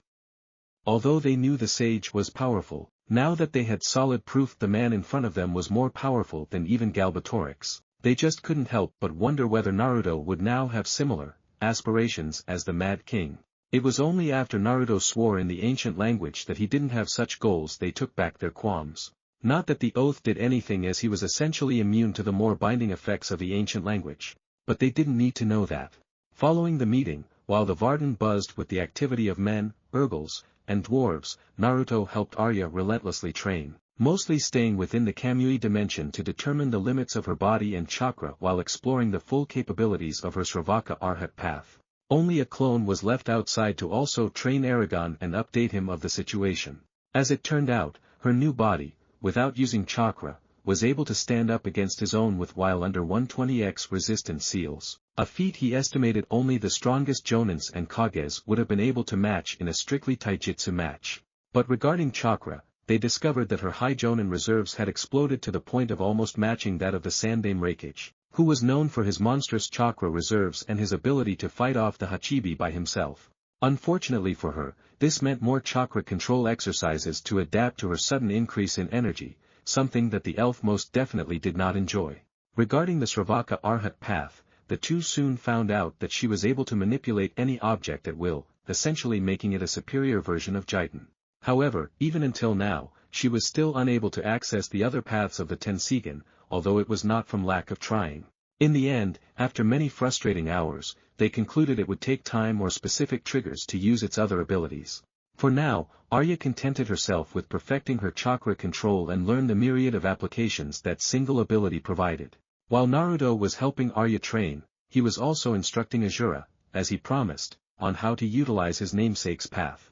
Even now, as Naruto dodged glowing green fingers that were all directed towards his Tenketsu, he smirked at the memory of the Black Dragon's hilariously shocked expression when he saw another pair of mechanical wings sprout from his back. Momentarily distracted, Naruto barely managed to deflect Arya, Tensigen blazing, as she drove another two fingers towards his abdomen by sweeping aside the dangerous blow by her wrist. Launching a vicious fist towards her, the blonde widened his eyes when Arya suddenly displayed an incredible feat of flexibility and balance as she leaned back until she was almost parallel to the ground before aiming for the points in his arm that would disable it, if only for a moment. Your speed at learning the Juken is most impressive, Arya. Naruto yelled out as he swiftly pulled back right as her chakra-laden fingers brushed the sleeve of his shirt, pulverizing the material into dust. Instead, he opted for a low kick at the exposed knees, seeking to destabilize her connection to the ground, only for them to disappear in a blur as Arya flipped backwards, onto her feet. Seconds passed as the two stared at each other after their lightning-quick exchange, Naruto with his hands by his side and Arya with her right palm in front of her and her left at her hip. But just as they were about to re-engage, a mental message burst through his mind, causing him to slightly stiffen.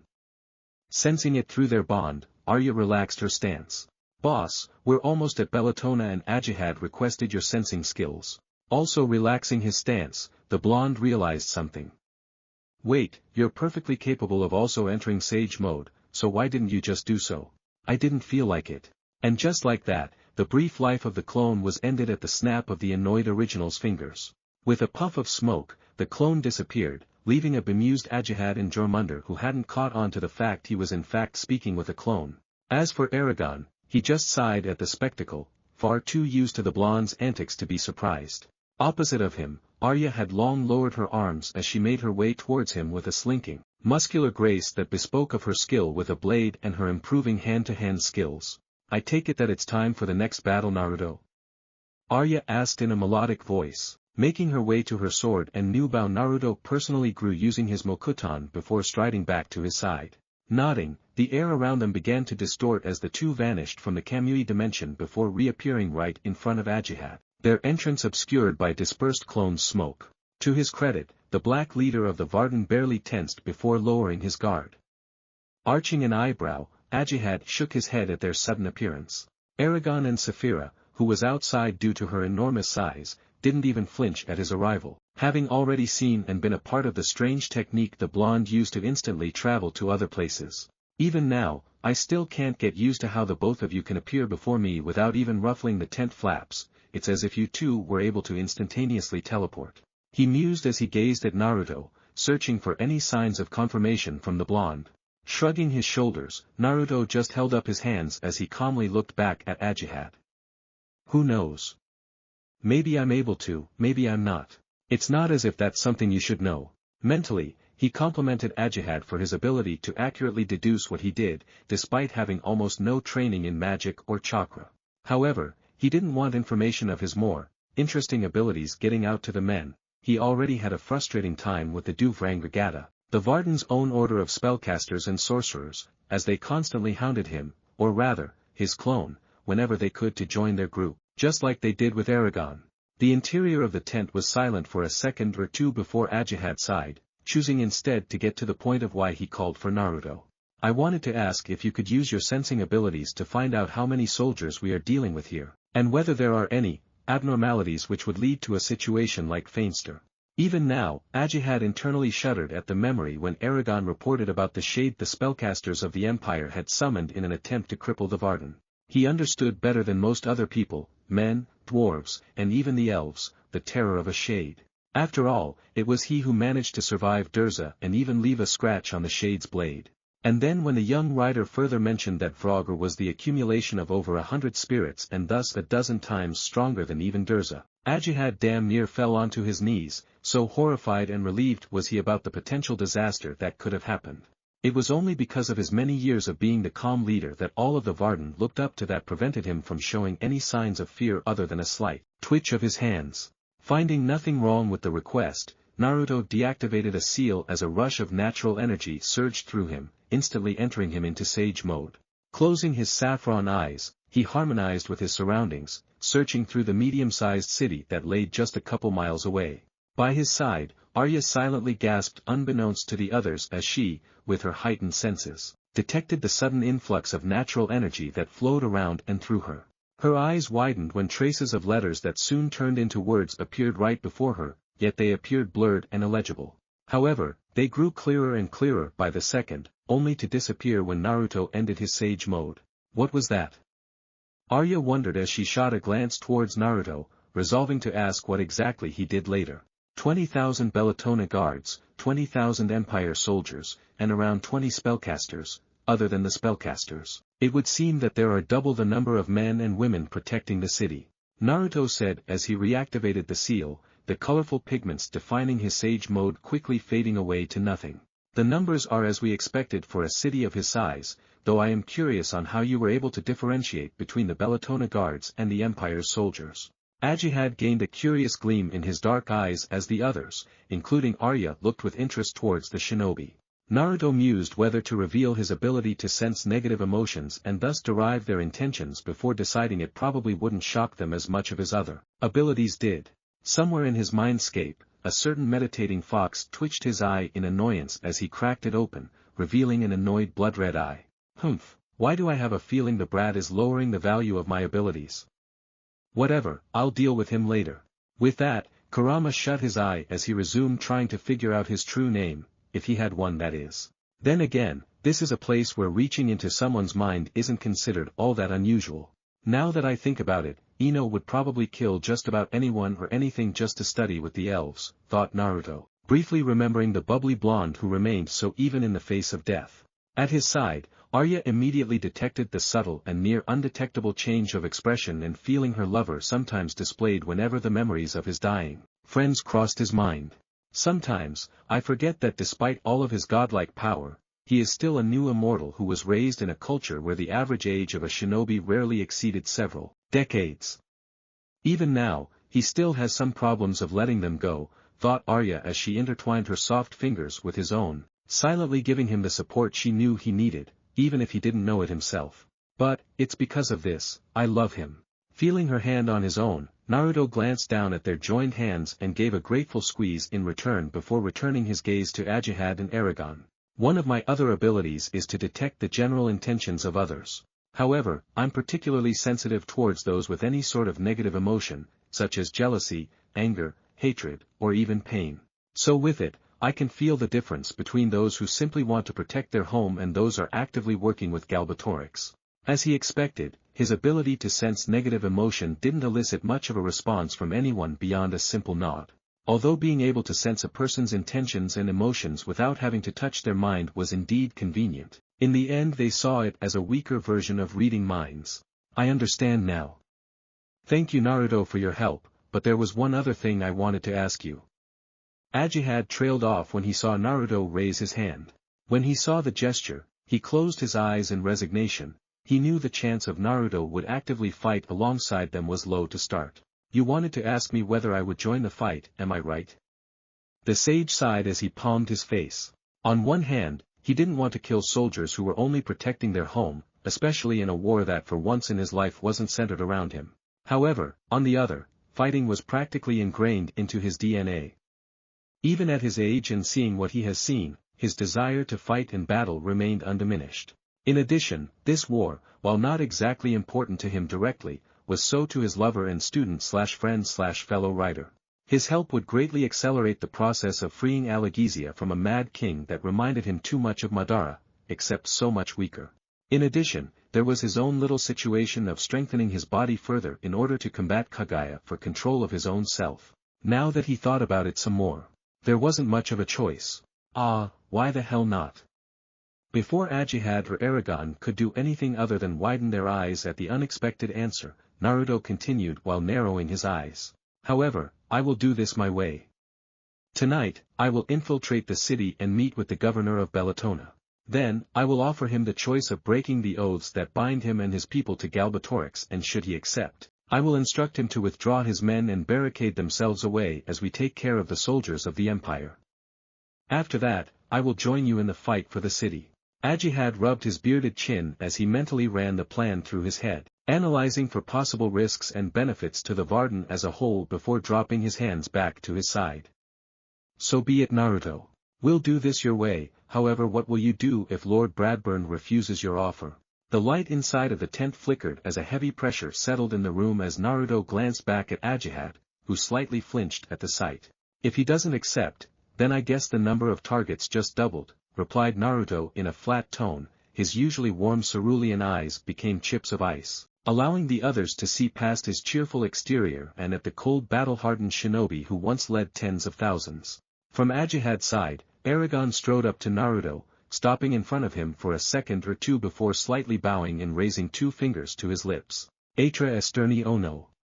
Before he could finish, Naruto smacked down at the exposed back of Eragon's head and almost planted the rider's face into the ground. Just like that, the tense atmosphere was broken.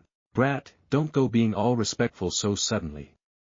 Raising his head, Eragon just rolled his eyes, not really affected by the blow, as he stood back up to his full height, just a few inches shorter than the blonde himself. You would think with Arya of all elves as your partner, you would have at least become a little more courteous. Eragon muttered, to which Naruto just chuckled as Arya sighed, slightly ashamed of herself for not being able to instill some of the elves' fabled manners into her mate. If anything, it's been me that has been influencing Aryaheim. Naruto puffed out his chest out in pride, only for a leaf-green clothed elbow to slam into his side, causing whatever air that was left in his lungs to come gushing out in a whoosh. Throwing a half-hearted glare at the elf beside him, Naruto was met with a look of complete innocence as Arya gazed back with wide, forest-green eyes flecked with gold clear of the haze that once covered them several days ago. A muscle in his jaw jumped as Naruto furrowed his brow towards her, not fooled for a second by her seemingly innocuous expression. He could feel the amusement rolling off of her. As the two had their stare off, Eragon shook his head, amused by the couple's open display before they broke off their stare, both chuckling as Naruto turned back with his fist raised. Knowing exactly what the foreign gesture meant, Eragon raised his own fist and brought it forwards to bump with the blonde's, instantly creating a link that managed to convey both his excitement and gratitude for Naruto's anticipation for the upcoming fight. Their contact lasted only a second before Naruto shot out one last grin before stepping to and through the tent flap with Arya following close behind him, greeting Saphira who stood right outside. With the two gone, Eragon's eyes glazed over as he briefly lost himself in his thoughts. The Arya he knew would never do such a thing anytime, or with anyone. Nay, elves as a race rarely displayed open signs of affection or friendship to anyone. Coupled with the fact she was a peerless warrior who kept everyone at arm's length and showed little to no emotion on her fair face, then again maybe this was the her real personality she kept buried until a certain blonde excavated it back to the light. I wonder what life would have been like if Naruto never appeared. Shaking his head, Eragon strode out after them, mounting Saphira as they flew back to their own tent. Only Ajihad was left in the tent as he sat at his desk, busily drawing lines of attack and defense for the upcoming siege. Due to Bellatona occupying a more strategic position of Lake Leona, the largest body of water in the Empire, its defenses and war machines were without a doubt more numerous and stronger than those the Varden faced in Feinster.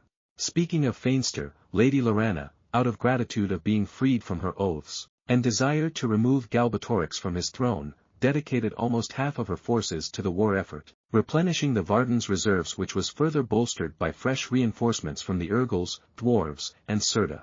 Steepling his hands, a small smile appeared on his lips. The war was going well. Meanwhile, several kilometers away, Naruto and Arya could be seen as they made their way to the edge of the Varden camp, away from all the hustle and bustle that inevitably came from an army near 100,000 strong.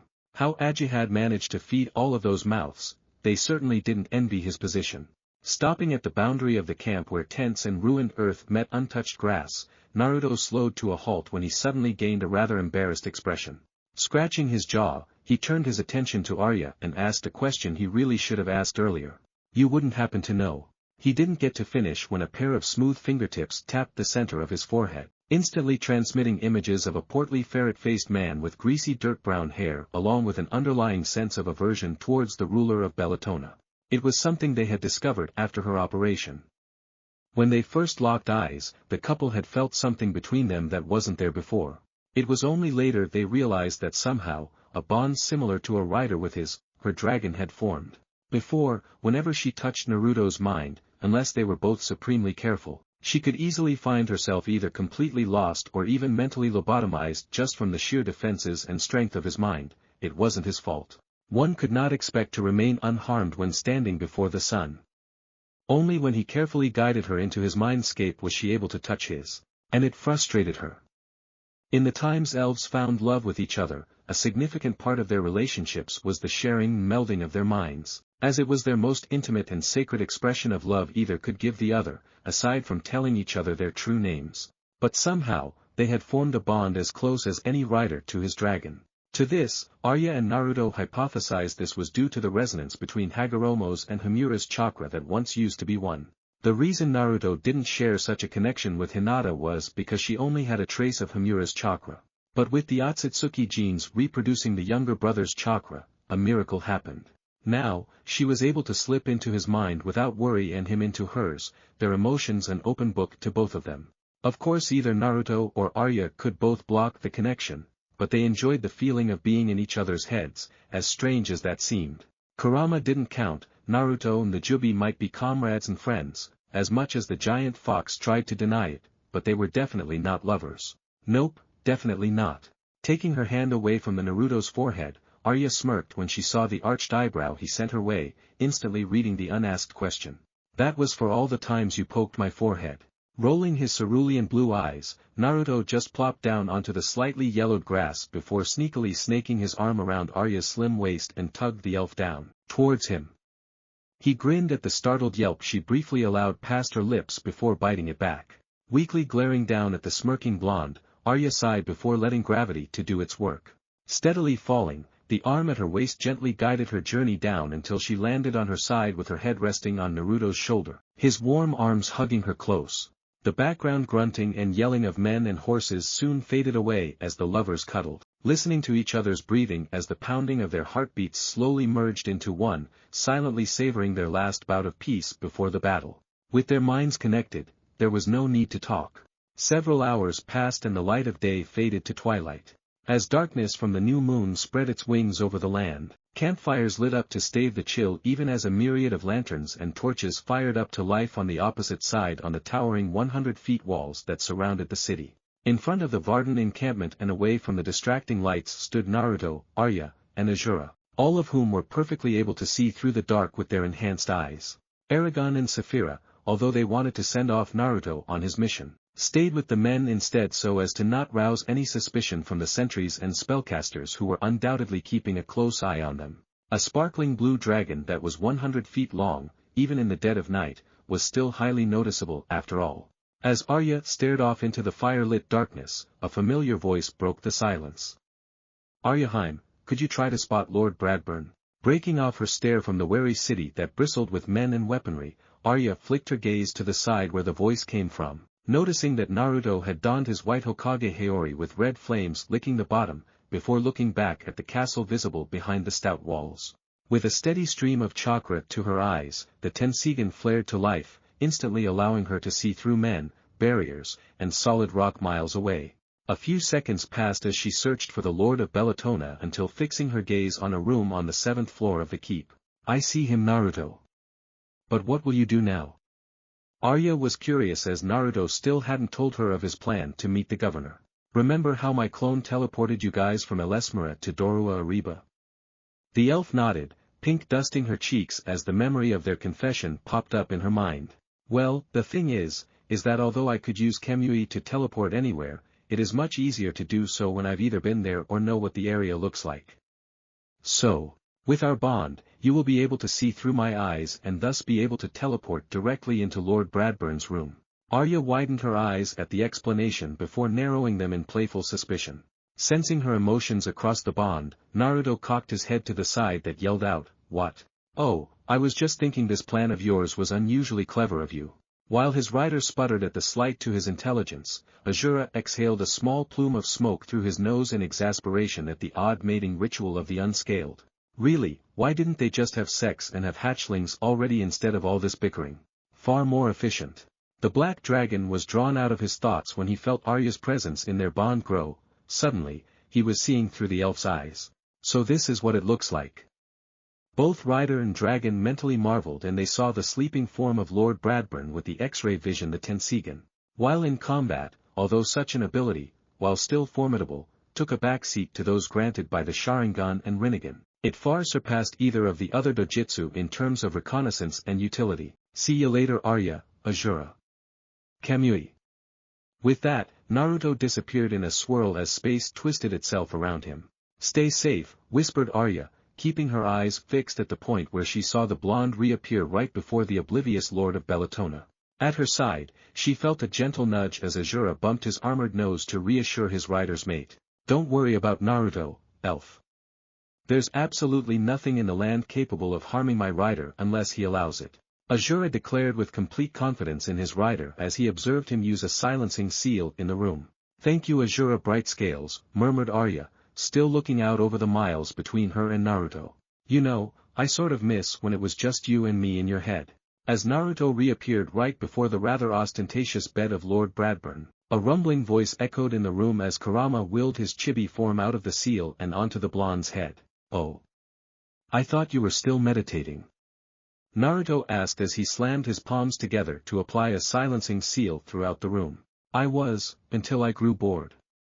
I still don't get how you of all people was able to meditate for hours on end, answered the fox, not missing the chance to throw in an insult at his container. And I don't understand how a giant fox of all beings could have rabbit ears, muttered Naruto before a flood of killing intent permeated throughout the chamber as the small fox tightly gripped paws of blonde hair, instantly waking the ruler of Bellatona from his peaceful sleep. Muddy brown eyes popped open as the chubby man promptly pissed himself in terror of the killing intent Kurama sent at his friend. Good thing I set up the seal in advance, otherwise the entire city might have woken up. Naruto mentally complimented himself as he sweat dropped, unaffected by the minor amount of ki the millennia-old fox was leaking out. Oi, stop that. Any more and my target might just die from a heart attack. Naruto flicked the fox, quickly pulling back his small, but sharp, teeth snapped at the space his finger previously occupied, just as foam started to spill out from the corners of Bradburn's mouth. Snorting, the chibi fox withdrew his killing intent. Whatever, brat. Just get on with it, the stench from the pathetic meat bag is making me sick. Ugh, why did I think coming out here was a good idea?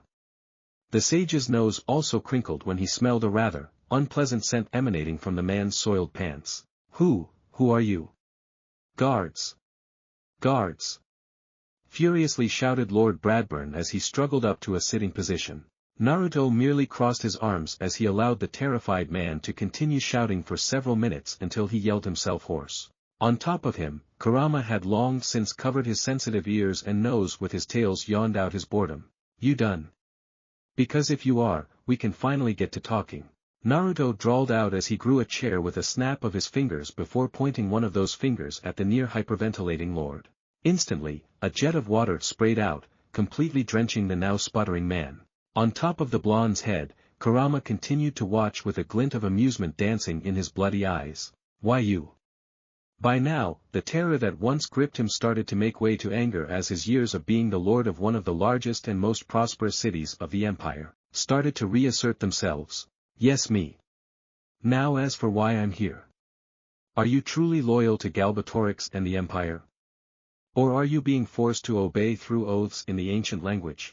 Whatever complaints the chubby man was about to voice died out as he quickly realized what the strange man was here for. You're with the Varden, aren't you? Seeing the towering 6 feet 2 inches man nod, indignation and fury overrode the rest of the terror that once held him. Then it is obvious you are here to ask me to stand down. Well, I refuse to do so. You will find no such concession from me, you bunch of filthy and unnatural creatures. Faster than the human eye could detect, a repaired Kubikuribocho was unsealed and lodged into the stone wall. A thin line of blood trickling down the lord's neck under the head cleaver's circular razor-sharp edge, eager to add another head to its collection. Tilting his head to the side, Naruto let out a vulpine smile that didn't reach his closed eyes. I advise you to pick your next words wisely, Lord Bradburn of Bellatona, unless you want to be shorter by a head. When the quivering man stayed silent, he slightly cracked open his eyes, letting out a baleful purple light from the opening. Do we have an understanding? Asked the shinobi, moving the giant blade away enough for Bradburn to rapidly nod, the fat underneath his chin wobbling as he did so. Up above, Kurama arched his eyebrows at the unusual callousness of his friend, not that he minded. The first and last time I saw him like this, it was when some missing nin called Hinata a demon whore. All that was left of the dumbass was his right index finger, and even then, it was missing a few chunks. A sudden feeling made him cock his head towards the Varden encampment before a toothy perverted grin graced his face. Ho ho ho, it would seem the brat's show got someone a little heated up. At least that toad was right about one thing, this book practically writes itself. Several miles away, a certain elf blushed red to the tips of her pointy ears as she watched her lovers display on her behalf and more importantly felt the sheer amount of love through their bond.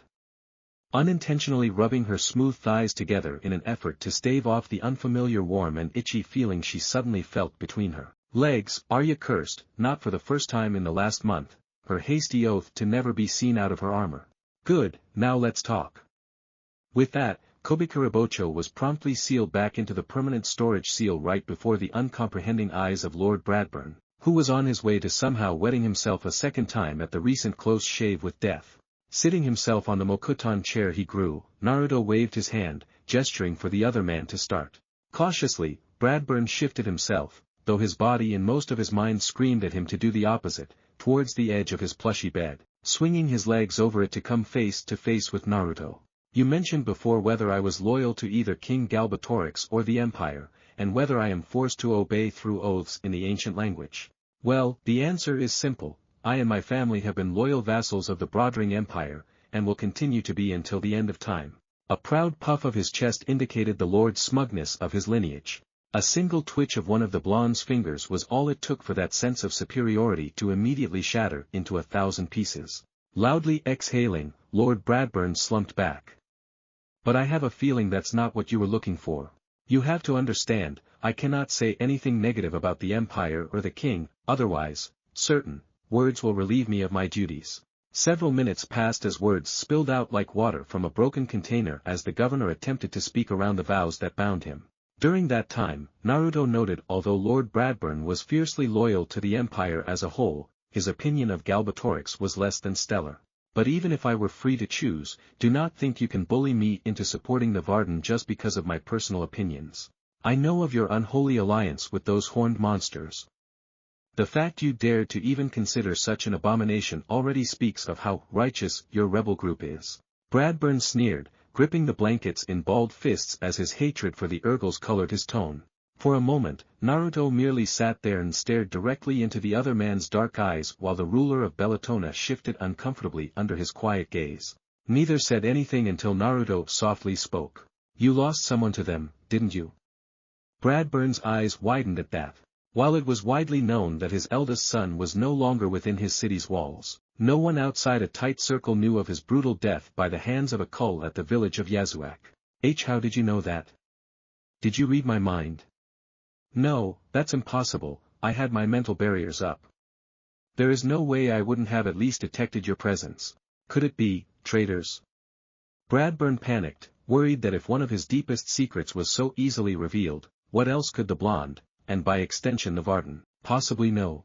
I've seen my fair share of loss, and I know the difference between unreasonable hatred and a justified, if well concealed, fury and rage. And you Lord Bradburn, have a reason for being so. What Naruto didn't say was that instead of the tainted hatred he'd felt so much when he was young, it was a sense of resignation that eventually evolved to a cynical loathing to all species not humans. But as the lord of one of the most prosperous cities in the Empire stuttered, Naruto waved his hand. You don't have to say anything, as it won't change the fact that the Urgles and Kull are allies of the Varden and haven't done anything yet to warrant their destruction. No, instead I want to reveal a secret that I swear is true in the ancient language. The shadows lengthened as the two men leaned towards each other with only a flickering candle serving as illumination. When the Varden was attacked in Far-Then-Dur, who do you think Galbatorix sent? Naruto whispered into Bradburn's ear, deliberately drawing out the moment to give the other man time to draw his own conclusions. Urgles. Kull. Tens of thousands of them. And at the head of them, Durza the Shade. You say that you hate all others who are not humans, and that you find the Urgles to be especially heinous. Yet you would still ally with the man who not only sent a force of tens of thousands of Urgles and Kull to slaughter men, women, and children, but also a shade of all things to lead them. At least they had the excuse they were being mind-controlled by one of the cruelest monsters in Alagaezia. By now, Lord Bradburn's entire frame was shuddering as he clutched at his chest in disbelief, rage, and horror. Blood roared through his heart as memories of his fierce and strong son flashed through his mind. Daddy, when I grow up, I'm going to be just like you. He was so cute as a child that he couldn't help himself but pinch at his chubby cheeks and laugh at his adorable pout. Dad, will you be with me forever? It was shortly after his first wife died when his son, only just turned 10, walked up to him with puffy red eyes to ask a question that mended his broken heart. It was then, he decided to spare no expense in his son's education in both the arts of war and ruling as he wrapped his arms around his tiny frame. Please father, let me journey around the empire, even if only for a half-year. I promise that once I am back, I will assume my full responsibilities as heir to Bellatona. It was less than a year ago when, against his better judgment, he'd yielded to one of the few demands of his firstborn son, the pride of his life. In return, he demanded that his son take at least 4 of his most skilled knights along with him. Needless to say, his heir took the minimum number, not wanting to stand out too much from the common folk. Even now, he could still remember the wide smile his son had as he waved at him while riding out of the gates. But when his son didn't return when he said he would, the Lord of Bellatona sent out numerous scouts, all in the hopes of finding his heir unharmed and safe, only for them to return with a box. Then Naruto unwittingly dropped a bombshell, causing Lord Bradburn to nearly break his neck, jerking his head up. One last thing you should know. Do you know of the Yasuak massacre several months ago? No, please don't say it. He pleaded for the man in front of him, whom he now recognized as the god of slaughter from the reports, to just stop, to let his old wounds go. Naruto instantly recognized the look in the governor's face, but hid his emotions behind a cold mask. I'm sorry, but in order to lessen the casualties on both sides, this must be done. Had it been his younger self talking, there was no doubt in his mind he would have either immediately stopped talking and tried to comfort the distraught man, or continued to bulldoze through without noticing the other's expression. But he was no longer young, he knew exactly what he was doing, and while he wished he didn't have to, all the other options would have revealed more of his abilities or involved some kind of mind control, which he refused to do. When Eragon Shade's lair passed through the village, he later told me that despite his distaste for their race, they were not the kind of monsters to spit an unborn baby on a spear. Instead, when he killed Durza, some memories were imparted to him and he found out that those Urgles did so under his command, and that command. Stop, please stop. Hot, salty tears gathered at the corners of Lord Bradburn's eyes as they silently begged for Naruto to stop. He didn't. Was sanctioned by Galbatorix himself. Although Eragon never actually told him of this, the memories Naruto had extracted just a few weeks ago contained a casual disinterest to what actually happened to the smaller villages and cities. In fact, there was even a moment where Galbatorix actually encouraged Durza to sweep through the smaller populations in order to make them more reliant on the Empire for protection. To say Lord Bradburn was devastated was like saying the desert was dry. There was no word to describe what the portly ruler of Bellatona was going through. It was in Yasuak where his scouts discovered the horrifying scene that could only be called extreme brutality at its highest form. A mountain of bodies rose above them, the corpses stiff and grimacing. Their clothes were soaked in blood, and the churned ground was stained with it. Slaughtered men laid over the women they had tried to protect, mothers still clasped their children, and lovers who had tried to shield each other rested in death's cold embrace. Black arrows stuck out of them all. Neither young nor old had been spared. But worst of all was the barbed spear that rose out of the peak of the pile, impaling the white body of a baby, while crows pecked at their rotting eyes. Just the details they gave horrified him and made him sick just to even contemplate the thought. But it only grew worse when he slowly opened the box, to see the terrified eyes, the other empty cavity sporting tearing that he had seen on countless other corpses when the carrion flew down to feast, of the head of his son. so pale and cold compared to the warm healthy bronze when he first left. "We're sorry, my lord, but that was all we could find of the young master," was what they said, their gazes pointed away from their lord and his mutilated heir. It was then his petty dislike of all things not human turned to hate. A keening howl ripped out of his throat as the barely healed wounds of Lord Bradburn were torn open with all the finesse of a rusty dagger. His family-old loyalty to the Empire warring with the newly revealed fact that his king was the one indirectly responsible for the brutalization of his firstborn, the heir to all of his titles. As much as he wanted to deny everything Naruto had just said, the fact the blonde had sworn in the ancient language rendered any possibility of fabrication impossible. On the side, Naruto had long since moved to the open window to peer out into the star-ridden night sky with Kurama just napping as he waited for his target to calm down, enough to continue their talk. Finally, as the sobbing winded down into halting snivels, Naruto turned back, his once cold eyes now soft at the sight of a father mourning for his son and filled with confusion and rage towards the man he swore his loyalty. The bed creaked as its owner slumped back, mentally exhausted by the facts revealed on the eve of battle with his supposed enemy. Just a few days ago, everything was so clear. The Varden was the enemy and needed to be destroyed if only for their unholy alliance with the Urgals, elves, and dwarves. But then reports came in how they spared his fellow ruler of Fainster and most of her men. And now this. Naruto Uzumaki. Naruto's eyebrow rose in surprise at his name, despite his widespread infamy. Only a few actually knew of his name, Galbatorix being the only one not allied with him. Yet, from what his clone disguised as a spider, he knew the humiliated king didn't and wouldn't dare to share such information, if only to avoid showing any signs of weakness. Then again, it wouldn't be too surprising for a stray whisper to have made it to the governors of the empire. His thoughts were interrupted as Lord Bradburn shakily drew in another breath. "Even if I hate the king, you must understand, it is impossible for me to support the Varden in this battle due to oaths I swore." "I know, but what if there was a way to break them? After all, just how do you think Lady Lorana was able to command 10,000 of her men to aid the Varden?" Naruto let the offer he had been building the entire talk towards silently stand, watching as a host of conflicting emotions swept across Bradburn's face, from sheer disbelief to wary hope, until settling on one conviction. That's it for part 10. Thank you for watching and see you in the next video.